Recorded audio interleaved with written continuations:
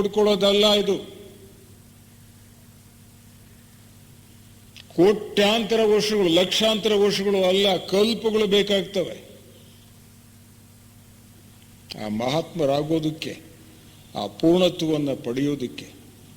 ಆದ್ರಿಂದ ಈ ಎರಡು ಜೀವಿಗಳು ಮಹಾತ್ಮರೇನಿದ್ದಾರೆ ಅವರು ಪುರಾತನರು, ಇತ್ತೀಚಿನವರು ಅಲ್ಲ. ಅವರು ಆ ಪುರಾಣಗಳಲ್ಲೆಲ್ಲ ಅವರ ಹೆಸರುಗಳಿದೆ, ಅವ್ರು ಮಾಡಿರ್ತಕ್ಕಂತಹ ಘನ ಕಾರ್ಯಗಳಿದ್ದಾವೆ. ಅವನ್ನ ನೆನೆಸ್ಬೇಕು ಮೊಟ್ಟ ಮೊದಲನೇದಾಗಿ.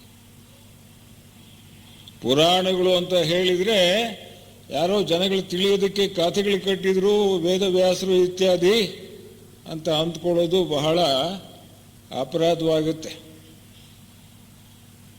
ಆ ಪುರಾಣಗಳಲ್ಲಿ ವಸ್ತು ಇರುತ್ತೆ, ಅದನ್ನ ಒಂದು ವರ್ಣರಂಜಿತವಾಗಿ ಸಾಮಾನ್ಯ ಜನರಿಗೂ ಕೂಡ ಅರ್ಥವಾಗುವಂತೆ ಮಾಡ್ತಕ್ಕಂಥದ್ದು ಮಹಾತ್ಮರ ಒಂದು ಗುಣ, ಅದು ಶಕ್ತಿ.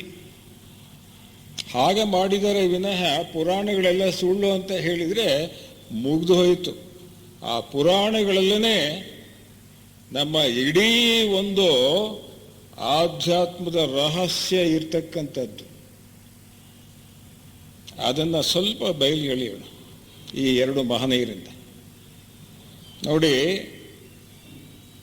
ಇವರಿಬ್ಬರ ಹೆಸರುಗಳು ಸ್ವಲ್ಪ ದಯವಿಟ್ಟು ಪ್ಲೀಸ್ ಇದನ್ನ ಏನು ಆ ಮೊಬೈಲ್ನ ಆಫ್ ಮಾಡಿಬಿಡಿ ಸರ್.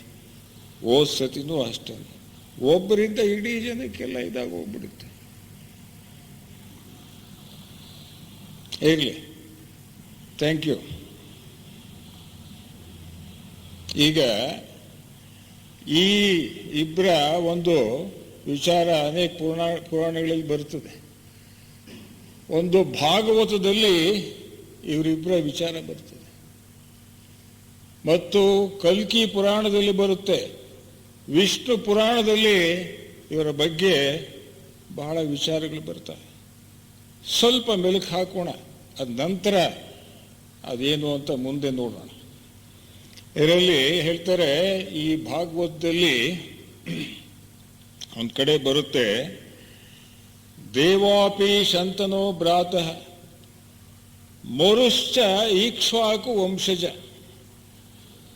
ಕಲಾಪ ಗ್ರಾಮ ಮಾಸಾತೆ ಮಹಾಯೋಗ ಬಲಾನ್ವಿತೌ. ದೇವಾಪಿ ಶಂತನೋ ಭ್ರಾತಃ. ಕೆ ಗುರುಗಳು ದೇವಾಪಿ ಆಗಿದ್ರಲ್ಲ, ಅವರು ಶಂತನು ಮಹಾರಾಜ, ಭೀಷ್ಮರ ತಂದೆ ಶಂತನು ಮಹಾರಾಜನ ಅಣ್ಣ. ಯಾವ್ರಲ್ಲಿ? ಭಾಗವತದಲ್ಲಿ ಬರ್ತಕ್ಕಂಥದ್ದು. ಮರು ಅಂತಕ್ಕಂಥವ್ರು ಯಾರಪ್ಪ ಅಂದ್ರೆ ಮಾಸ್ಟರ್ ಎಂ ಏನಿದ್ದಾರೆ, ಅವರು ಈಕ್ಷ್ವಾಕು ವಂಶಕ್ಕೆ ಸೇರಿರ್ತಕ್ಕಂಥವ್ರು, ಅಂದ್ರೆ ಸೂರ್ಯ ವಂಶಕ್ಕೆ ಸೇರಿರ್ತಕ್ಕಂಥವ್ರು. ದೇವಾಪಿ ಚಂದ್ರವಂಶಕ್ಕೆ ಸೇರಿರೋರು, ಮರು ಸೂರ್ಯ ವಂಶಕ್ಕೆ ಸೇರಿರ್ತಕ್ಕಂಥವ್ರು. ಕಲಾಪ ಗ್ರಾಮಂ ಆಸಾತೆ. ಈ ಕಲಾಪ ಗ್ರಾಮದಲ್ಲಿ ಅವರು ನೆಲೆಸಿದ್ರು. ಕಲಾಪ ಗ್ರಾಮ ಅಂತಕ್ಕಂಥದ್ದು ಏನು ಅಂತ ನೋಡೋಣ. ಇವರಿಬ್ರು ಮಹಾಯೋಗ ಬಲಾನ್ವಿತವು, ಮಹಾಯೋಗ ಬಲ ಸಂಪನ್ನರವರು, ಸಾಮಾನ್ಯರಲ್ಲ. ಇವೆಲ್ಲ ಪುರಾಣಗಳು ಅನೇಕ ಸಾವಿರಾರು ವರ್ಷಗಳ ಹಿಂದ್ಗಡೆ, 5-10,000 ವರ್ಷಗಳ ಹಿಂದ್ಗಡೆ ಆಗಿರ್ತಕ್ಕಂಥವು ಇವೆಲ್ಲ. ಆವಾಗಲೇ ಅವರು ಮಹಾಯೋಗ ಬಲಾನ್ವಿತವು. ಅದಾದ್ಮೇಲೆ ತಾವಿಹೇತ್ಯ ಕಲೇರಂತೆ ವಾಸುದೇವಾನು ಶಿಕ್ಷಿತವು ವರ್ಣಾಶ್ರಮಯುತಂ ಧರ್ಮ ಪೂರ್ವವತ್ ಪ್ರತಯಿಷ್ಯತಃ. ಏನು ತಾವಿಹೇತ್ಯ ಕಲೇರಂತೆ ವಾಸುದೇವಾನು ಶಿಕ್ಷಿತವು. ಇಡೀ ಇವರಿಬ್ಬರು ದೇವಾಪಿ ಮತ್ತು ಮರು ವಾಸುದೇವನಿಂದಲೇ ಶಿಕ್ಷಣವನ್ನು ಪಡೆದಿರ್ತಕ್ಕಂಥವರು, ಸಾಮಾನ್ಯರಲ್ಲ ಅವರು. ಈಗ ನಮ್ಮ ಕಣ್ಣಿಗೆ ಕಾಣದಂಗಿದ್ದಾರೆ ಇಬ್ರು, ನೋಡಿದಿರಾ? ವಾಸುದೇವ ಅಂತ ಹೇಳಿದ್ರೆ ಈಶ್ವರ, ನಮ್ಮ ಭೂಮಿಗೆ ಒಡೆಯ. ನೋಡಿ, ಸಾಮಾನ್ಯ ಜನ ಮೊದಲು ಈ ದೇಹರೂಪಿಯಾಗಿರ್ತಕ್ಕಂಥ ದೇಹದಲ್ಲಿರ್ತಕ್ಕಂಥ ಗುರುಗಳನ್ನ ಹುಡುಕೊಳ್ತಾರೆ, ನಂತರ ಬೆಳೀತಾರೆ. ಬೆಳೆದ ಮೇಲೆ ಇಂತಹ ಮಹಾತ್ಮರೇನಿರ್ತಾರೆ, ಅದೃಶ್ಯವಾಗಿರ್ತಕ್ಕಂತಹ ಮಹಾತ್ಮರು, ಕಣ್ಣಿಗೆ ಕಾಣದೇ ಇರತಕ್ಕಂತಹ ಕುತುಮಿ ಮತ್ತು ಮೌರ್ಯರಂಥ ಮಹರ್ಷಿಗಳು ಅವರಿಗೆ ಶಿಷ್ಯರಾಗ್ತಾರೆ, ಬೆಳೆದಿರ್ತಕ್ಕಂಥ ಶಿಷ್ಯರು. ಆ ಕುತುಮಿ ಮತ್ತು ಏನು ಮರು ಇದ್ದಾರಲ್ಲ, ಅಂತ ಮಹಾತ್ಮರಿಗೆ ಗುರು ಯಾರಪ್ಪ ಅಂತ ಹೇಳಿದರೆ ಸಾಕ್ಷಾತ್ ವಾಸುದೇವ. ನಮ್ಮ ಭೂಮಿಗೆ ಒಡೆಯನಾಗಿರ್ತಕ್ಕಂಥವ್ರು ಯಾರು ಅಂತಂದ್ರೆ ಸನತ್ ಕುಮಾರರು. ಸನತ್ ಕುಮಾರರೇ ವಾಸುದೇವ. ಆ ಸನತ್ ಕುಮಾರರ ನೇರ ಶಿಷ್ಯರಿಬ್ಬರು, ಅವರ ಒಂದು ಗರಡಿಯಲ್ಲಿ ಬೆಳೆದಿರ್ತಕ್ಕಂಥವ್ರು. ಆದ್ರಿಂದ ನೇರವಾಗಿ ಆ ವಾಸುದೇವನ ಅಂದ್ರೆ ಸನತ್ ಕುಮಾರರ ಶಿಷ್ಯರಿವರು, ಸಾಮಾನ್ಯರಲ್ಲ ಇವರು. ಇವರೇನ್ ಮಾಡ್ತಾರೆ, ವರ್ಣಾಶ್ರಮಯುತಂ ಧರ್ಮ ಪೂರ್ವವತ್ ಪ್ರತಯಿಷ್ಯತಃ. ವರ್ಣಾಶ್ರಮ ಧರ್ಮವನ್ನ ಪುನಃ ಸ್ಥಾಪನೆ ಮಾಡ್ತಾರೆ. ಏನಪ್ಪಾ ಇದು ವರ್ಣಾಶ್ರಮ ಧರ್ಮ ಅಂತಕ್ಕಂಥದ್ದು ಬಂದುಬಿಡ್ತು ಈಗಾಗಲೇ ನಮ್ಮ ಪ್ರತಿಯೊಬ್ಬರ ಮನಸ್ಸಿನಲ್ಲಿ. ವರ್ಣಾಶ್ರಮ ಧರ್ಮ ಅನ್ನೋದು ಏನೇನೋ ಎಲ್ಲೆಲ್ಲಿಗೂ ಕರ್ಕೊಂಡು ಹೋಗ್ತಾ ಇದೆ. ಸ್ವಲ್ಪ ಬಹಳ ಚೆನ್ನಾಗಿ ಆ ವರ್ಣಾಶ್ರಮ ಧರ್ಮ ಅಂದ್ರೇನು ಅಂತಂದು ಇನ್ನೆಲ್ಲೆಲ್ಲೂ ಸಿಕ್ಕೋಲ್ಲ. ಇಲ್ಲಿ ಸ್ವಲ್ಪ ಪ್ರಯತ್ನ ಪಡೋಣ. ಏನು ಅದರ ನಿಜವಾದ ಅರ್ಥ, ನಿಜವಾದ ವರ್ಣಗಳು ಯಾವುವು ಅಂತಕ್ಕಂಥದ್ದನ್ನ ನಾವು ತಿಳ್ಕೊಳ್ಳೋದೇ ಬಹಳ ಮುಖ್ಯವಾದ್ದಿಲ್ಲಿ. ಅವರ ಮಹಾತ್ಮೆ ಜೊತೆಗೆ ಇಂಥ ಕೆಲವು ಕ್ಲಿಷ್ಟವಾಗಿರ್ತಕ್ಕಂಥವು, ಈಗ ಏನು ಮಹಾಜ್ಞಾನಿಗಳಂತ ಅನ್ನಿಸ್ಕೊಂಡಿರ್ತಕ್ಕಂಥವರು ತಪ್ಪಾಗಿ ಏನು ಅರ್ಥ ಮಾಡ್ಕೊಂಡಿದ್ದಾರೆ ವರ್ಣದ ಬಗ್ಗೆ, ಅದು ಇಲ್ಲಿ ಕ್ಲಿಯರ್ ಆಗುತ್ತೆ. ಸಾವಧಾನವಾಗಿ ದಯವಿಟ್ಟು ಕೇಳಬೇಕು. ಆ ವರ್ಣಾಶ್ರಮ ಧರ್ಮವನ್ನು ಪುನಃ ಸ್ಥಾಪಿಸ್ತಾರೆ ಅಂತ ಇದೆ ಈ ಮಹಾತ್ಮರು. ಇದು ಭಾಗವತದಲ್ಲಾಯಿತು. ಆಮೇಲೆ ವಿಷ್ಣು ಪುರಾಣ ಅದರಲ್ಲಿ ಬರ್ತದೆ. ಆ ವಿಷ್ಣು ಪುರಾಣ ಯಾವ ರೀತಿಯಾಗಿ ಅದು ಹುಟ್ಟಿತು ಅಂತಕ್ಕಂಥದ್ದನ್ನ ತಗೊಳ್ಳೋಣ. ವಿಷ್ಣು ಪುರಾಣವನ್ನು ಬರೆದಿರ್ತಕ್ಕಂಥವರು ಪರಾಶರರು, ಪರಾಶರ ಮಹರ್ಷಿ. ಇವ್ರು ಯಾರು? 18 ಪುರಾಣಗಳನ್ನು ವ್ಯಾಸರು ಬರೆದು ಅಂತ ಹೇಳಿದ್ರೆ ನಮಗೆ ಗೊತ್ತಿದೆ. ಆದರೆ ವ್ಯಾಸರು ತಾವೇ ಸೃಷ್ಟಿ ಮಾಡಿಲ್ಲ ಅದನ್ನ. ಹಿಂದಿನ ಪುರಾತನರು, ಅವರಿಗೆ ತಾತ ಮುತ್ತಾತಂದಿರು ಮಹಾತ್ಮರು ಅವ್ರಿಗೇನಿದ್ರು ಅವರಿಂದ ಕಲಿತು ಇವರು ಬರೆದ್ರು. ಈ ವಿಷ್ಣು ಪುರಾಣವನ್ನು ಬರೆದವ್ರು ಯಾರಪ್ಪ ಅಂತ ಹೇಳಿದ್ರೆ, ನೋಡಿ, ಈಗ ವಸಿಷ್ಠರು ಗೊತ್ತಿದೆ, ಬ್ರಹ್ಮರ್ಷಿ. ವಸಿಷ್ಠರ ಮಗ ಶಕ್ತಿ ಅಂತ ಹೇಳಿ, ಶಕ್ತಿಯ ಮಗನೇ ಪರಾಶರನು. ಪರಾಶರ ಮಗ ಮಹಾಜ್ಞಾನಿ, ಮಹಾಗುರು. ಪರಾಶರರ ಮಗ ವ್ಯಾಸ, ವೇದವ್ಯಾಸರು ಅಂತ ಹೇಳ್ತೀವಲ್ಲ ಅವರು. ವೇದವ್ಯಾಸರ ಮಗ ಶುಕ, ಅದೇ ಭಾಗವತವನ್ನ ಹೇಳ್ದ ಅಂತ ಹೇಳಿದ್ರಲ್ಲ ಅದು. ಅವ್ರ ತಾತ ಮುತ್ತಾತರಿಂದ ಬಂದಿರತಕ್ಕಂಥದ್ದನ್ನ ಹೇಳಿದ್ರು, ಅವರೇ ಸೃಷ್ಟಿ ಮಾಡಿಲ್ಲ. ಆದ್ರಿಂದ ವೇದವ್ಯಾಸರ ತಂದೆ ಪರಾಶರರು. ಈ ಪರಾಶರರು ಪರಾಶರ ಸಂಹಿತೆ ಅಂತ ಬರೀತಾರೆ. ಅದೇ ಒಂದು ಈ ವಿಷ್ಣು ಪುರಾಣವಾಗ್ತದೆ. ಸಂಹಿತೆ ಅಂತ ಹೇಳಿದರೆ ಆರ್ಡಿನೆನ್ಸ್ ಅಥವಾ ಕೋಡ್ ಅಂತ ಹೇಳ್ತೀವಲ್ಲ, ಕೋಡ್ ಆಫ್ ಕಾಂಡಕ್ಟ್. ನಮ್ಮ ಈ ಸಮಾಜದಲ್ಲಿ ಯಾರ್ಯಾರು ಯಾವ್ಯಾವ ರೀತಿಯಲ್ಲಿ ವರ್ತಿಸಬೇಕು ಅಂತಕ್ಕಂತಹ ಒಂದು ನಿಯಮವನ್ನು ತಿಳಿಸ್ತಕ್ಕಂಥದ್ದು, ಆ ಧಾರ್ಮಿಕ ನಿಯಮಗಳನ್ನು ತಿಳಿಸ್ತಕ್ಕಂಥದ್ದು, ಆ ಧಾರ್ಮಿಕ ಶಾಸನ ಅಂತ ಹೇಳ್ತೀವಿ, ಅದನ್ನು ಬರೆದ್ರು. ಆ ಒಂದು ಆ ಪರಾಶರ ಸಂಹಿತೆನೇ ಈ ಒಂದು ಇದು ವಿಷ್ಣು ಪುರಾಣ ಅಂತಕ್ಕಂಥದ್ದು. ಅದರಲ್ಲಿ ಏನು ಹೇಳ್ತಾರೆ ನೋಡೋಣ. ಒಂದು ದಿವಸ ಬೆಳಿಗ್ಗೆ ಇವರು ಪರಾಶರರು ಎಲ್ಲಿ ಧ್ಯಾನ ಮಾಡಿಬಿಟ್ಟು ಹಾಗೇನೇ ಕೂತ್ಕೊಂಡಿರ್ತಾರೆ.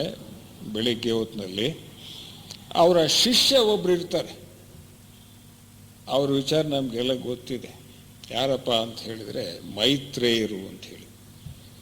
ಮೈತ್ರೇಯ ಮಹರ್ಷಿ ಬುದ್ಧರ ನಂತರ ಬರ್ತಕ್ಕಂತಹ ಕೃಷ್ಣ ಮತ್ತು ಕ್ರಿಸ್ತ ಆಗಿದ್ರು. ಯಾರು? ಮೈತ್ರೇಯರು. ಅವರೇನೇ ಪರಾಶರರ ಶಿಷ್ಯ. ಬಹಳ ಆಧ್ಯಾತ್ಮಿಕವಾಗಿ ಬೆಳೆದಿರ್ತಕ್ಕಂತಹ ವ್ಯಕ್ತಿ. ಆ ಒಂದು ಮೈತ್ರೇಯರು ಪರಾಶರನ್ನ ಕೇಳ್ತಾರೆ, ಸ್ವಾಮಿ, ಆ ಕಾರಣರಹಿತ ಕಾರಣ ಏನಿದೆ, ಮೂಲರಹಿತ ಮೂಲ ಏನಿದೆ, ಆ ಪರಬ್ರಹ್ಮ ವಸ್ತು, ಅದರ ಲೀಲಾ ವಿನೋದವನ್ನು ವಿಚಾರವನ್ನು ತಿಳಿಬೇಕು ಅಂತ ನನಗೆ ಆಸೆಯಾಗಿದೆ. ಮತ್ತು ವರ್ಣ ಆಶ್ರಮ ಧರ್ಮವನ್ನು ಪುನಃ ಈ ಒಂದು ಸಮಾಜದಲ್ಲಿ ಹೇಗೆ ಪುನರ್ಸ್ಥಾಪನೆ ಮಾಡಲಾಗುತ್ತೆ ಅಂತಕ್ಕಂಥ 2 ವಿಚಾರಗಳನ್ನು ದಯವಿಟ್ಟು ನನಗೆ ಹೇಳಿ ಅಂತ ಆ ಮೈತ್ರೇಯರು ಕೇಳ್ತಾರೆ ಪರಾಶರರಿಗೆ. ಅದಕ್ಕೆ ಪರಾಶರ, ಹೌದಪ್ಪ, ನೀನು ಬಹಳ ಹಳೆ ನಮ್ಮ ತಾತ ವಶಿಷ್ಠರು ಹೇಳ್ತಾ ಇದ್ರು ಕಣೆಯ, ಅದನ್ನು ಆ ವಿಚಾರವನ್ನು ನಿನಗೆ ತಿಳಿಸ್ತೀನಿ ಅಂತ ಹೇಳಿ ಪರಾಶರರು ಈ ವಿಷ್ಣು ಪುರಾಣವನ್ನು ಪ್ರಾರಂಭ ಮಾಡ್ತಾರೆ. ಆ ಮೈತ್ರೇಯರಿಗೆ ಹೇಳ್ತಾ ಬರ್ತಾರೆ. ಹಾಗೆ ಹೇಳ್ತಾ ಬಂದಾಗ ಈ ವಿಚಾರಗಳ ಬಗ್ಗೆ 2 ವಿಚಾರಗಳನ್ನು ಅವರು ಮೈತ್ರೇಯರು ಕೇಳಿದರು. ಆ ಪರಾತ್ಪರ ವಸ್ತುವಿನ ಲೀಲಾ ವಿನೋದ ಮತ್ತು ವರ್ಣಾಶ್ರಮ ಧರ್ಮವನ್ನು ಹೇಗೆ ಪುನರ್ಸ್ಥಾಪನೆ ಮಾಡಲಾಗುತ್ತೆ ಅಂತಕ್ಕಂಥ ವಿಚಾರವನ್ನು ಅವರು ಸ್ಪಷ್ಟವಾಗಿ ಹೇಳ್ತಾರೆ. ಅದರಲ್ಲಿ ಬರುತ್ತೆ ಈ ವಿಷ್ಣು ಪುರಾಣದಲ್ಲಿ, ದೇವಾಪಿ ಪೌರವೋ ರಾಜ ಮರುಶ್ಚೇಕ್ಷ್ವಾಕು ವಂಶಜ ಮಹಾಯೋಗ ಬಲಾಪೇತೌ ಕಲಾಪಗ್ರಾಮ ಸಂಶ್ರಯವು. ಆ ಭಾಗವತದಲ್ಲಿ ಏನು ಹೇಳಿತ್ತು ಅದೇ ವಿಚಾರವನ್ನು ಬೇರೆ ಪದಗಳಲ್ಲಿ ಹೇಳ್ತಾರೆ. ದೇವಾಪಿ ಪೌರವೋ ರಾಜ, ಅಲ್ಲಿ ಶಂತನೋ ಭ್ರಾತ ಅಂದರೆ ಇಲ್ಲಿ ಪೌರವೋ ರಾಜ. ಆ ಪುರೂರವ ವಂಶಕ್ಕೆ ಸೇರಿರ್ತಕ್ಕಂಥವನು ದೇವಾಪಿ, ಅಂದರೆ ಚಂದ್ರವಂಶಕ್ಕೆ ಸೇರಿರ್ತಕ್ಕಂಥವನು ದೇವಾಪಿ. ನಂತರ ಮರುಶ್ಚೇಕ್ಷ್ವಾಕು ವಂಶಜ, ಮರುಶ್ಚ ಈಕ್ಷ್ವಾಕು ವಂಶಜ ಅಂದರೆ ಸೂರ್ಯವಂಶಕ್ಕೆ ಸೇರಿರ್ತಕ್ಕಂಥವು ಮರು. ಇವರಿಬ್ಬರು ಮಹಾಯೋಗ ಬಲಾಪೇತವು, ಮಹಾಯೋಗ ಬಲಾನ್ವಿತರು ಇವರು, ಸಾಮಾನ್ಯರಲ್ಲ ಇವರು. ಇವರು ಕಲಾಪ ಗ್ರಾಮ ಸಂಶ್ರಯವು, ಕಲಾಪ ಗ್ರಾಮದಲ್ಲಿ ವಾಸ ಮಾಡ್ತಾರೆ ಇವರು. ಆಮೇಲೆ ಕೃತೆ ಯುಗ ಇಹಾಗತ್ವ ಕ್ಷತ್ರ ಪ್ರವರ್ತಕೋ ಹಿತೌ ಭವಿಷ್ಯತೋ ಮನೋರ್ವಶೆ ಬೀಜಭೂತೌ ವ್ಯವಸ್ಥಿತೌ. ಇದೇನು ಅಂತ ಹೇಳಿದ್ರೆ, ಕೃತೆ ಯುಗ ಇಹಾಗತ್ವ ಕ್ಷತ್ರ ಪ್ರವರ್ತಕೌ ಹಿತೌ. ಈ ಒಂದು ಕೃತಯುಗ ಅಂತ ಏನಿದೆ ಮುಂದೆ ಬರ್ತದಲ್ಲ, ಇದು ಕಲಿಯುಗ, ಇದರ ಅಂತ್ಯ. ಇದು ಕಲಿಯುಗದ ಸಂಧಿಕಾಲ. ಇದು ಈ ಬ್ರಹ್ಮಕುಮಾರಿಯರು ಸಂಗಮ ಯುಗ ಅಂತ ಹೇಳ್ಕೊಡ್ತಾರೆ. ಬ್ರಹ್ಮಕುಮಾರಿ ಟಚ್ ಇರೋರು ಸ್ವಲ್ಪ ಅದು ಆ ಪದ ನಿಮ್ಗೆ ಗೊತ್ತಾಗ್ಬೋದು. ಸಂಗಮ ಯುಗ ಸಂಧಿಕಾಲ ಅಂದರೆ ಕಲಿಯುಗ ಕೊನೆ ಆಗೋದು, ಕೃತಯುಗ ಪ್ರಾರಂಭವಾಗ್ತಕ್ಕಂಥ ಸಂದರ್ಭದಲ್ಲೇ ಬದಲಾವಣೆಗೆ ಆಗೋದು. ಯಾವಾಗ್ಲೂ ಬಹಳ ಬದಲಾವಣೆಗಳಾಗಿಬಿಡ್ತವೆ. ನಾವು ಆರಾಮಾಗಿ ಹುಡ್ತೀವಿ, ಸಾಯ್ತೀವಿ, ನಾವು ಹೆಂಗೆ ಹೋಗ್ತಿರ್ತೀವಿ, ಎಲ್ಲೆಲ್ಲೋ ಯಾರ್ಯಾರೋ ಮಹನೀಯರು ಬದಲಾವಣೆ ಮಾಡ್ತಾ ಹೋಗ್ತಿರ್ತಾರೆ.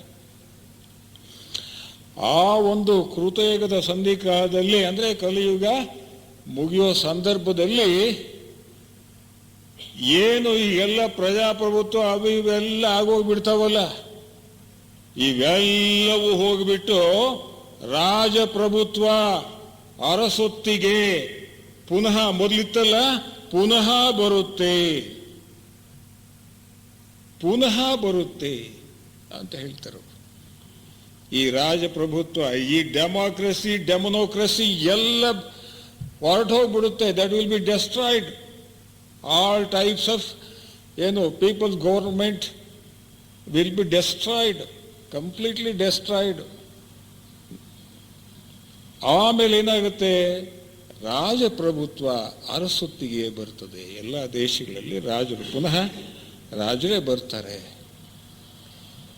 ಅವರೆಲ್ಲ ದೇ ಆರ್ ಬೆನವಲೆಂಟ್ ಡಿಕ್ಟೇಟರ್ಸ್. ಅವರು ಬೆನವಲೆಂಟ್ ಡಿಕ್ಟೇಟರ್ಸ್. ಆದರೆ ಯಾರೋ ಒಂದು ಕೆಲಸಕ್ಕೆ ಬಾರ್ದವನು ಒಬ್ಬ ಕ್ರೂರಿ ರಾಜ ಇರ್ಬೋದು. ಆದರೆ 180-90% ಬಹಳ ಇಡೀ ತಮ್ಮ ಇದನ್ನೇ ದೇಹ ಮಾನ ಇತ್ಯಾದಿ ಎಲ್ಲನೂ ಬಲಿ ಕೊಟ್ಟು ಜನಗಳನ್ನು ಕಾಪಾಡ್ತಕ್ಕಂತಹ ಒಂದು ಧರ್ಮನಿಷ್ಠರು ರಾಜರೆಲ್ಲ. ಅಂಥ ಒಂದು ಧರ್ಮನಿಷ್ಠ ರಾಜಪ್ರಭುತ್ವ ಪುನಃ ಸ್ಥಾಪನೆ ಆಗ್ತವೆ ಇವರಿಂದ. ಯಾರು? ದೇವಾಪಿ ಮತ್ತು ಮರುಗಳಿಂದ. ಭವಿಷ್ಯತೋ ಮನೋರ್ವಶೆ ಬೀಜಭೂತೌ ವ್ಯವಸ್ಥಿತೌ. ಭವಿಷ್ಯದಲ್ಲಿ ಅಂದರೆ ಈ ಕಲಿಯುಗ ಸಮಾಪ್ತಿಯಾಗಿ ನಂತರ ಕೃತಯುಗ ಪ್ರಾರಂಭವಾಗುತ್ತಲ್ಲ, ಸತ್ಯಯುಗ. ಆಗ ಆ ಭವಿಷ್ಯದಲ್ಲಿ ಇವರಿಬ್ಬರೂ ಕೂಡ ಆ ಮುಂದಿನ ಕೃತಯುಗಕ್ಕೆ ಬೀಜಪ್ರಾಯರಾಗ್ತಾರೆ. ಯಾರು? ದೇವಾಪಿ ಮತ್ತು ಮರು. ಅಂದ್ರೆ ಈಗಿನವ್ರು ಯಾರವರು? ಕೂತಂಬಿ ಮಹರ್ಷಿ ಮತ್ತು ಮೌರ್ಯರು ಬೀಜಪ್ರಾಯರಾಗ್ತಾರೆ ಇವರು. ಆಮೇಲೆ ಹೇಳ್ತಾ ಹೋಗುತ್ತೆ, ಅದೇ ಇದರಲ್ಲಿ ಇವರಿಬ್ಬರ ಜೊತೆಗೆ ಇನ್ನೂ ಕೆಲವು ಮಹಾತ್ಮರಿದ್ದಾರೆ, ಅವರೂ ಕೂಡ ಬೀಜಪ್ರಾಯರಾಗ್ತಾರೆ ಅಂತ ಅಲ್ಲಿ ಸಂಕ್ಷೇಪವಾಗಿ ಹೇಳ್ಬಿಡುತ್ತೆ. ಮುಂದೆ ಆಗೋದು ಸಾವಿರಾರು ವರ್ಷ ಮುಂದೆ ಆಗ್ತಕ್ಕಂಥದ್ದು ಇವ್ರಿಗೆಲ್ಲ ಹೆಂಗೆ ಗೊತ್ತಾಗುತ್ತೆ? ನಮ್ಗೇನು ಗೊತ್ತಾಗಲ್ವಲ್ಲ, ಅವ್ರಿಗೆ ಹೆಂಗೆ ಗೊತ್ತಾಗುತ್ತೆ? ನಮಗೆ ಗೊತ್ತಾಗಲ್ಲ, ಅವ್ರಿಗಿಂದ ಎಲ್ಲಿ ಗೊತ್ತಾಗುತ್ತೆ ಅಂತ ನಾವು ಪ್ರಶ್ನೆ ಹಾಕ್ಕೊಳ್ತೀವಿ ನಾವು, ಅಲ್ವೇ? ಅಂಥ ಜನ ನಾವು. ನಮಗೆ ಅಂಥ ಮಹಾತ್ಮರ ವಿಚಾರ ಏನೇನು ಗೊತ್ತಿಲ್ಲ. ಎಲ್ಲ ಸರಾಗವಾಗಿ ಆಗೋಗ್ತಾ ಇರುತ್ತೆ, ಹಂಗಾಗುತ್ತೆ ಹಿಂಗಾಗುತ್ತೆ, ಇಷ್ಟೇ ಪ್ರಪಂಚ, ಫಿನಿಶ್.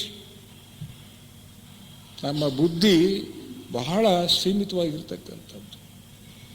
ಅವರು ತ್ರಿಕಾಲ ಜ್ಞಾನಿಗಳವರು. ಹಿಂದಾಗಿರೋದು ಗೊತ್ತೋ, ಈಗ ನಡೆಯೋದು ಗೊತ್ತೋ, ಮುಂದೆ ಅನೇಕ ಸಾವಿರಾರು ವರ್ಷಗಳ ನಂತರ ಏನಾಗುತ್ತೆ ಅಂತ ಗೊತ್ತವ್ರಿಗೆ. ಇದರಲ್ಲಿ ಹೇಳ್ತೀನಿ ಕೇಳಿ. ಮುಂದೆ ಬೀಜಪ್ರಾಯರಾಗ್ತಾರೆ ದೇವಾಪಿ ಮತ್ತು ಮರು, ಅಥವಾ ಕೂತುಂಬಿ ಮತ್ತು ಮರು ಮಹರ್ಷಿಗಳು ಅಂತ ಇದೆಯಲ್ಲ. ಇವರು ಏನು ಮಾಡ್ತಾ ಇದ್ದಾರೆ ಗೊತ್ತಾ? ಇವ್ರ ಜೊತೆಗೆ ಬೇರೆಯವರು ಇದ್ದಾರೆ. ಈ ಶ್ವೇತರ್ಷಿ ಸಂಘ ಅಂತ ಏನಿದೆ ಅವರೆಲ್ಲ ಇದ್ದಾರೆ. ಆದರೆ ಇವರಿಬ್ಬರು ಬಹಳ ಮುಖ್ಯವಾಗಿರ್ತಕ್ಕಂಥವ್ರು. ಈಗ ಇವರು ಬೀಜಪ್ರಾಯರಾಗಿದ್ದಾರೆ ಅಂತ ಹೇಳಿದರೆ, ಮುಂದಿನ ಮನ್ವಂತರ ಅದರಲ್ಲಿ ಸತ್ಯುಗ ಏನಿದೆ ಮೊಟ್ಟ ಮೊದಲನೇದು, ಅದಕ್ಕೆ ಇವ್ರ ಜೊತೆಗೆ ಈ ಬೀಜಪ್ರಾಯರನ್ನು ಹುಡುಕ್ತಾ ಇದ್ದಾರೆ. ಬೀಜಪ್ರಾಯ ಆತ್ಮಗಳನ್ನು ಹುಡುಕ್ತಾ ಇದ್ದಾರೆ. ಆಗಲೇ ಹುಡುಕೋಕೆ ಶುರುವಾಗ್ಬಿಟ್ಟು ಅದಾಗಲೇ ಒಂದು ಸುಮಾರಾಗಿ 50,000 ವರ್ಷಗಳಿಂದ ಹುಡುಕೋಕೆ ಶುರು ಮಾಡಿದ್ದಾರೆ ಈ ಆತ್ಮಗಳನ್ನು. ಮುಂದಿನ ಒಂದು ಸತ್ಯಯುಗದಲ್ಲಿ ಅವರ ಜೊತೆಗೆ ಹುಟ್ಟತಕ್ಕಂಥವ್ರು, ಅವರ ಜೊತೆಗೆ ಹುಟ್ಟತಕ್ಕಂಥವ್ರು ಅಂದರೆ ಆಗ ಏನಿರೋಲ್ಲ. ವರ್ಣ ಆಶ್ರಮ ಧರ್ಮ ನಾವು ಏನು ತಿಳ್ಕೊಂಡಿದ್ದೀವಿ, ಜಾತಿ ಗೀತಿ ಯಾವುದೂ ಇರೋದಿಲ್ಲ. ನಮ್ಮಲ್ಲಿ 6ನೇ ಮಹಾವಂಶ ಅಂತ ಹೇಳಿ ಒಂದು ವಿಚಾರ ಬರುತ್ತೆ. ಇನ್ನು ಸುಮಾರು 600 ವರ್ಷಕ್ಕೆ 6ನೇ ಮಹಾವಂಶ ಎಲ್ಲಿ ಕ್ಯಾಲಿಫೋರ್ನಿಯಾ, ಆಸ್ಟ್ರೇಲಿಯಾ ಮತ್ತು ನ್ಯೂಜಿಲೆಂಡ್ ಅಲ್ಲಿ ಪ್ರಾರಂಭವಾಗುತ್ತೆ. ಅಲ್ಲಿ ನಮ್ಮಂತಹ ಸಾಮಾನ್ಯ ಜನ ಇರೋದಿಲ್ಲ. ಆ ನರ್ವಸ್ ಸಿಸ್ಟಮ್ ಏನಿರ್ತದೆ, ಈ ನರಗಳ ವ್ಯವಸ್ಥೆ ಅಷ್ಟು ಅತಿ ಸೂಕ್ಷ್ಮವಾಗಿರ್ತವೆ. ಅಂತ ಅಂದರೆ ಈಗಿನವರೇ ಆವಾಗ ಹುಟ್ಟೋದು, ಆಗ ಸಾವಿರಾರು ಜನ ಹುಟ್ಟತಾರೆ ಅಷ್ಟೇ.